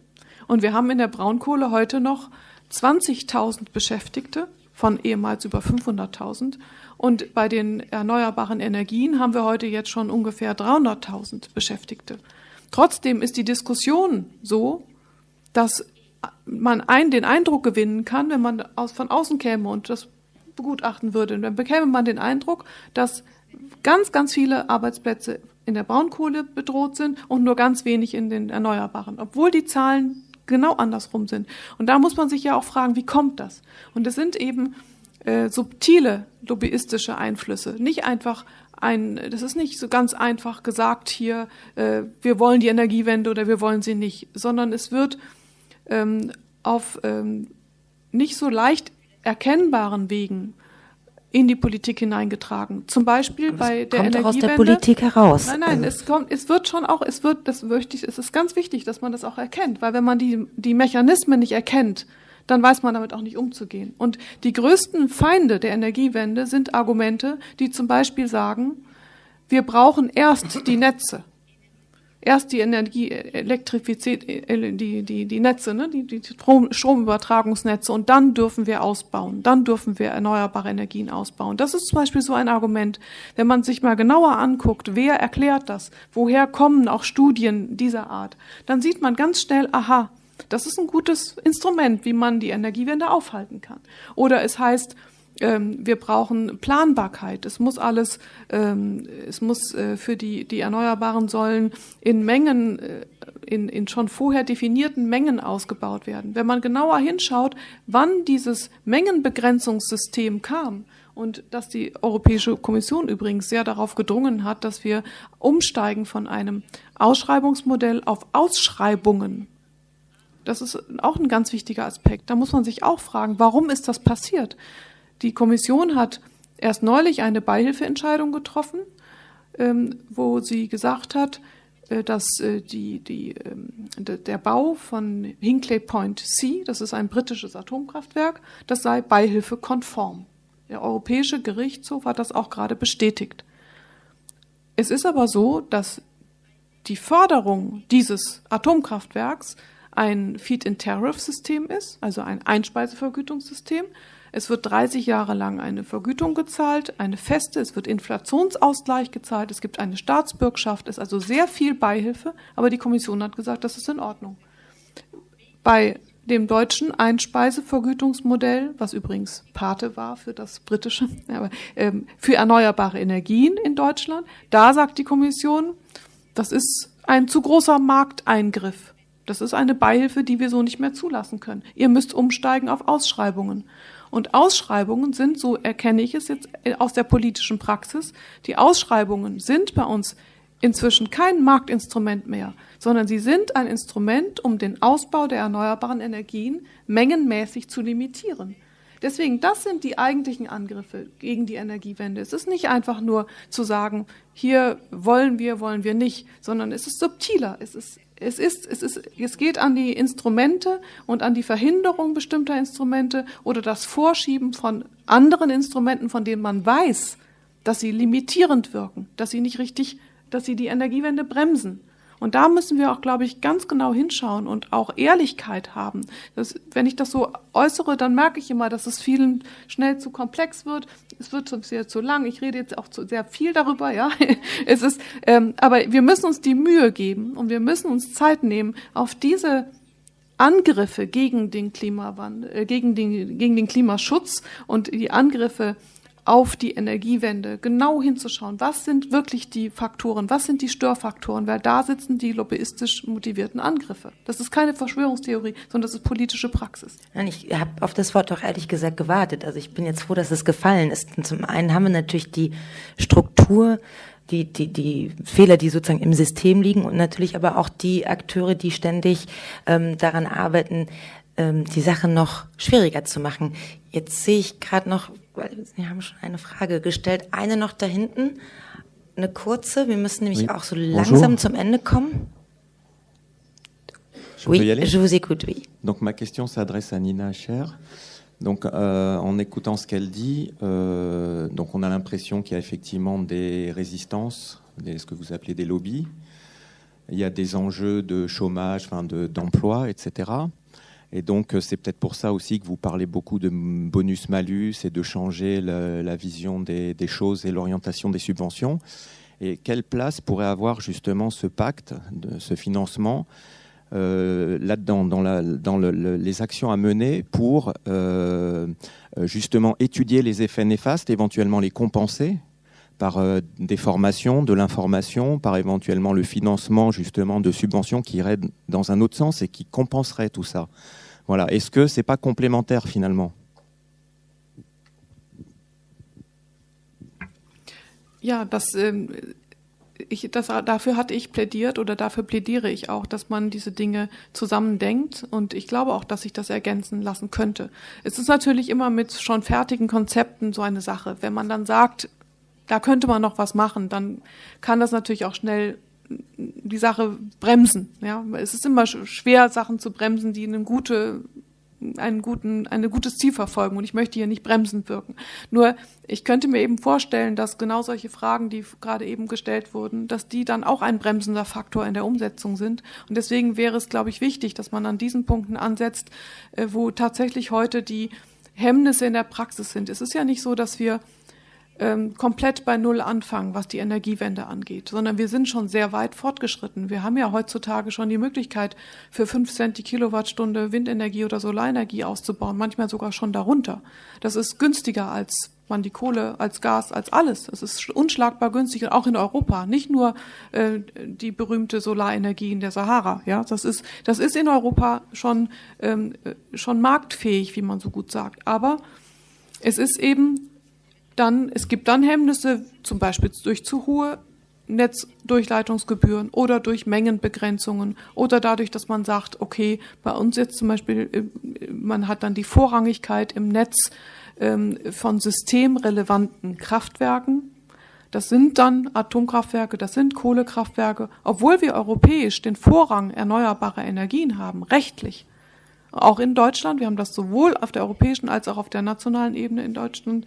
Trotzdem ist es faktisch so, dass der Vorrang bei der Braunkohle und der Atomkraft ist, weil dann in dem Moment ein systemrelevantes Kraftwerk am Netz ist. Aber solange die Systemrelevanz die Netze verstopft, die Elektrizitätsnetze verstopft, dann kann man natürlich auch keine Speicherlösungen anreizen. Speicher in Kombination mit erneuerbaren Energien. Aber genau das brauchen wir. Wir können ja nicht auf Windenergie und auf Solarenergie umstellen, ohne gutes Netzmanagement, intelligente Netze und ohne Speicher, sondern man muss das zusammendenken. Nur dann kann man umsteigen. Aber genau dieser Umstiegsprozess, der wird zurzeit massiv torpediert, weil natürlich die Kräfte, die möglichst lange im Markt bleiben wollen, die Kohlewirtschaft, die Fossilwirtschaft, die wollen natürlich so lange wie möglich dabei bleiben. Die wollen amortisieren, klar, betriebswirtschaftlich. Streuen dann Sand ins Getriebe. Sie versuchen halt dann genau an den Stellen, wo sie verdrängt würden, es zu erschweren. Also werden Speicher torpediert. Es heißt, wir brauchen keine Flexibilität. Wir haben genug Flexibilität im System. Wir brauchen die erst in 10 Jahren, sagen alle Studien. Aber was ist der Effekt? Der Effekt ist, Speicher werden nicht weiter gefördert. Wir haben in Deutschland Pumpspeicherkraftwerke, die stillstehen, weil sie sich nicht lohnen am Markt. Also es ist kontraproduktiv, was da zurzeit angereizt wird. Aber es ist nicht von ungefähr. Das sind Effekte von genau diesen Einflüssen. Und dann wird eben mit Versorgungssicherheit argumentiert. Fragt man sich ja, warum ist das so? Ja, also dann an der Stelle, wo man sagt, warum kommen keine Speicher ins System? Warum wird da nicht angereizt? Dann gibt es wieder Einflüsterer. Es gibt Studien, bezahlte Studien, die dann wieder sagen, ja, es geht um die Versorgungssicherheit. Wir wollen ja kein Blackout. Ja, aber so wird dann mit diesen Mechanismen hantiert. Und deswegen an der Stelle müssen diese Anreize geschaffen werden, um die Systemumstellung hinzubekommen, damit man es irgendwann dieser Verdrängung, also damit die Verdrängung der fossilen atomaren Energiewirtschaft dann auch wirklich in der Realität stattfindet. Aber das alles natürlich mit Mechanismen, die auch gesetzlicher Art sind, damit es auch wirklich Verbindlichkeit hat. Genau dazu, zu den Gesetzen, komme ich jetzt gleich noch mit der letzten Frage. Wenn Sie noch Fragen haben, heben Sie sich die auf, denn wir sind ja noch einen kleinen Augenblick hier. Ich würde einfach eine letzte Frage stellen, um zum Abschluss zu kommen und Sie um eine relativ kurze Antwort bitten. In der Tat, es müssten Gesetze folgen. Jetzt frage ich nochmal nach Frankreich und Deutschland. Wir hatten vorhin den Punkt genannt, Frankreich und Deutschland, europäischer Motor. Ist denn in Ihren Augen, Nina Scher ist selbst Bundestagsabgeordnete für die SPD, Pierre, vous êtes en contact tout le temps avec des hommes, femmes politiques. Die derzeitige Konstellation, die wir haben, also mit einer großen Koalition in Deutschland, mit der République en Marche und Emmanuel Macron in Frankreich, ist die begünstigt denn die Ambitionen, die zum Beispiel in so einem Plan stecken, oder macht machen auch die nationalen Politiken die Sache eher kompliziert ist. Also zum Thema, manchmal braucht man einen günstigen Moment. Wir haben es in der Vergangenheit sehr oft gesehen, in den deutsch-französischen Beziehungen, dass das Zusammentreffen von Akteuren zu einem bestimmten historischen Zeitpunkt die Dinge vorangebracht hat. Sehen Sie diesen günstigen Zeitpunkt und eine geeignete Konstellation gerade? Mit einer kurzen Antwort. Dann kommen wir zum Schluss.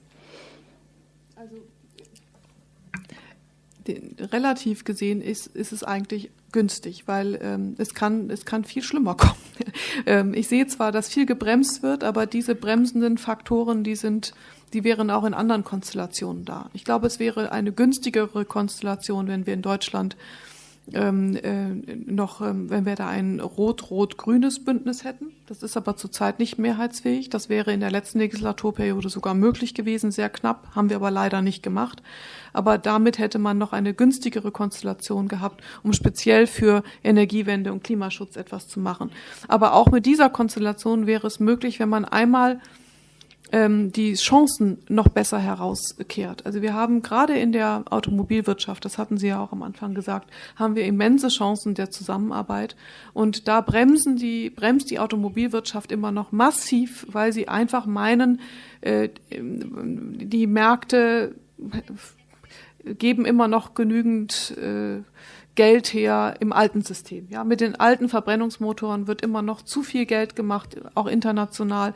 Da ist der Handlungsdruck ist einfach noch nicht da und deswegen bremst die Automobilwirtschaft massiv. Aber Chance könnte in der Tat ganz da sein, nicht nur die batteriebetriebenen Elektromobile, sondern ich setze insbesondere auf die Wasserstofftechnologie. Das wird von vielen als nicht so effizient angesehen, aber das wollte ich einmal wenigstens gesagt haben, dass ich schätze, in dieser Technologie liegt sehr viel Potenzial, weil wir damit auch eine viel breitere Nutzbarkeit anvisieren können, sowohl für die Züge, ja, als auch die Lastwagen, also der ganze Schwerlastverkehr ist sehr gut über Wasserstofftechnologie zu gewinnen und oder anzutreiben. Und bei der Elektromobilität im batteriebezogenen Sektor schätze ich, können wir da genau diese Bereiche noch nicht so gut abdecken. Und deswegen glaube ich, dass wir speziell dort eigentlich gut zusammenarbeiten könnten und hoffe auch, dass da irgendwann die Ansätze weiter verfolgt werden. Zurzeit stagniert das meiner Beobachtung nach, aber Sie müssten eigentlich genau dort ansetzen. Pierre Larouturou, votre dernier point. Nina l'a dit tout à l'heure, peut-être qu'on a raté la meilleure période, le moment où il y avait plus de pays qui avaient envie d'une union politique, d'un saut politique, peut-être qu'on a raté, mais peut-être aussi que maintenant c'est bon, parce que beaucoup de gens comprennent que peut-être que l'Europe va se disloquer. L'autre jour, j'étais en Bretagne, le titre du débat, c'était « Et si l'Europe était la dernière chance pour sauver le climat ?» Et si le climat était la dernière chance pour sauver l'Europe. Voilà, peut-être que on a raté un très bon moment, mais peut-être parce qu'on voit le précipice, parce que ce soir, toutes les télévisions allemandes et toutes les télévisions françaises vont montrer les feux de forêt en Californie et qu'il y a des millions de gens qui vont se dire des feux de forêt au mois de novembre, il y a quelque chose qui va pas du tout. Donc peut-être que quand c'est grave, Hölderlin disait là où croit le péril, croit aussi ceux qui sauvent. C'est quand on sent que ça peut très mal finir, que le problème va s'aggraver, que les gens vont peut-être réagir. Je me souviens quand Stéphane me lisait au début de l'année l'accord de la coalition. Tu étais à Berlin et pour me remonter le moral, tu montrais qu'il y avait quelques phrases d'un accord de coalition. Et de mémoire, je crois que l'accord de coalition prévoit un budget européen important pour une mise en œuvre ambitieuse de l'accord de Paris et que quelques lignes plus loin dans l'accord de coalition, je parle sous votre contrôle, il y a l'idée d'un plan Marshall pour l'Afrique ou d'un plan d'investissement. Je me dis, tu m'avais dit qu'il y avait quand même, c'était pas exactement ce qu'on espérait, mais qu'il y avait quand même des points sur lesquels on pouvait s'appuyer. Une autre chose, la façon dont les Grünen montent qu'il y a quand même beaucoup d'Allemands. C'est une des rares bonnes nouvelles. On avait peur, vu de France, que l'AfD cartonne. On pensait que l'AfD allait faire 15, 17, voilà. Apparemment, l'AfD, c'est déjà beaucoup, mais plafonne, et les Grünen, qui portent une vision, à mes yeux, ouverte du monde et à mes yeux complètement compatible avec le projet social-démocrate. Voilà, ça montre bien que dans tous nos pays, la question du climat, la question de la biodiversité, de la santé, chacun de nous se demande quand il mange une pomme combien il y a de pesticides. Voilà, donc je pense qu'il y a un bon moment. Notre bon propre président a expliqué qu'il a fait lancer le One Planet Summit quand Donald Trump a expliqué qu'il se retirait. Donc voilà, je ne veux pas trahir de secret de discussion. Je répète, on a été reçu 7 fois à l'Élysée. Encore aujourd'hui, les réunions des députés En Marche, il a été question de notre projet. On est reçu lundi prochain par le chef de En Marche. Et voilà, on espère que Monsieur Sanchez, le Premier ministre espagnol, le président du gouvernement, est très intéressé. Et on pense, je finirai là-dessus, que c'est vraiment le seul projet qui peut réunir. Vous savez qu'il y a 8 pays dans l'Europe du Nord, enfin Danemark, Pays-Bas, qui ont fait une lettre assez violente pour dire il y en a marre du couple franco-allemand qui décide pour les enfants, et les propositions de Monsieur Macron, c'est non, non et non. Donc les échanges sont assez vifs, comme on dit en Mali. Voilà, les échanges sont pas bons, et donc on risque un blocage. La vérité, c'est qu'on risque que la réforme, le changement de l'Europe risque d'arriver à 0 au mois de mars. Et on pense que la question du climat est peut-être le seul sujet qui peut mettre d'accord ces 8 pays, la France, l'Allemagne et l'Espagne. Parce qu'aux Pays-Bas, les 8 pays sont coachés par les Pays-Bas. Et bien, la question qui monte, c'est la question du climat. Donc peut-être, je crois vraiment que la question du climat est le seul sujet qui peut rassembler un très très grand nombre de pays et de citoyens. Et je crois qu'il reste à peu près 2 ans pour le couple Merkel-Macron, s'ils vont au bout, on va dire. Ce serait mieux, je pense qu'il y avait une décision avant les élections européennes. Le calendrier, en principe, qu'avait redit Madame Merkel, c'était en décembre, le sommet du 13 et du 14 décembre. Maintenant, on dit que ce serait au mois de mars, mais je pense que les élections européennes se passeraient dans un autre climat, d'un bien beaucoup plus positif, si l'Europe avait fait la preuve qu'elle est capable de bouger. Ça serait, voilà. On va regarder ça de plus proche, au mois de décembre, au mois de mars et plus tard aux élections européennes. De toute façon, je vous remercie pour ce débat tellement vivant et engagé. Je vous remercie forcément pour votre écoute, pour votre entrée. Je remercie la Fondation Friedrich Ebert et la Maison Heinrich Heine d'avoir rendu possible cette soirée, ce débat. Il y a à la sortie quelques livres sur notre sujet, donc si vous avez envie d'apprendre encore plus sur la Wasserstofftechnologie et d'autres, on a appris plein de choses. En tout cas, j'espère qu'on a réussi à rendre un peu plus accessible un sujet qui n'est pas évident, qui est complexe. Nina Scher l'avait mentionné, donc on a essayé vraiment d'entrer quand même dans les détails tout en restant compréhensible. J'espère que c'était un pari réussi. Je vous remercie beaucoup pour votre attention et je vous dis à la prochaine fois. Merci.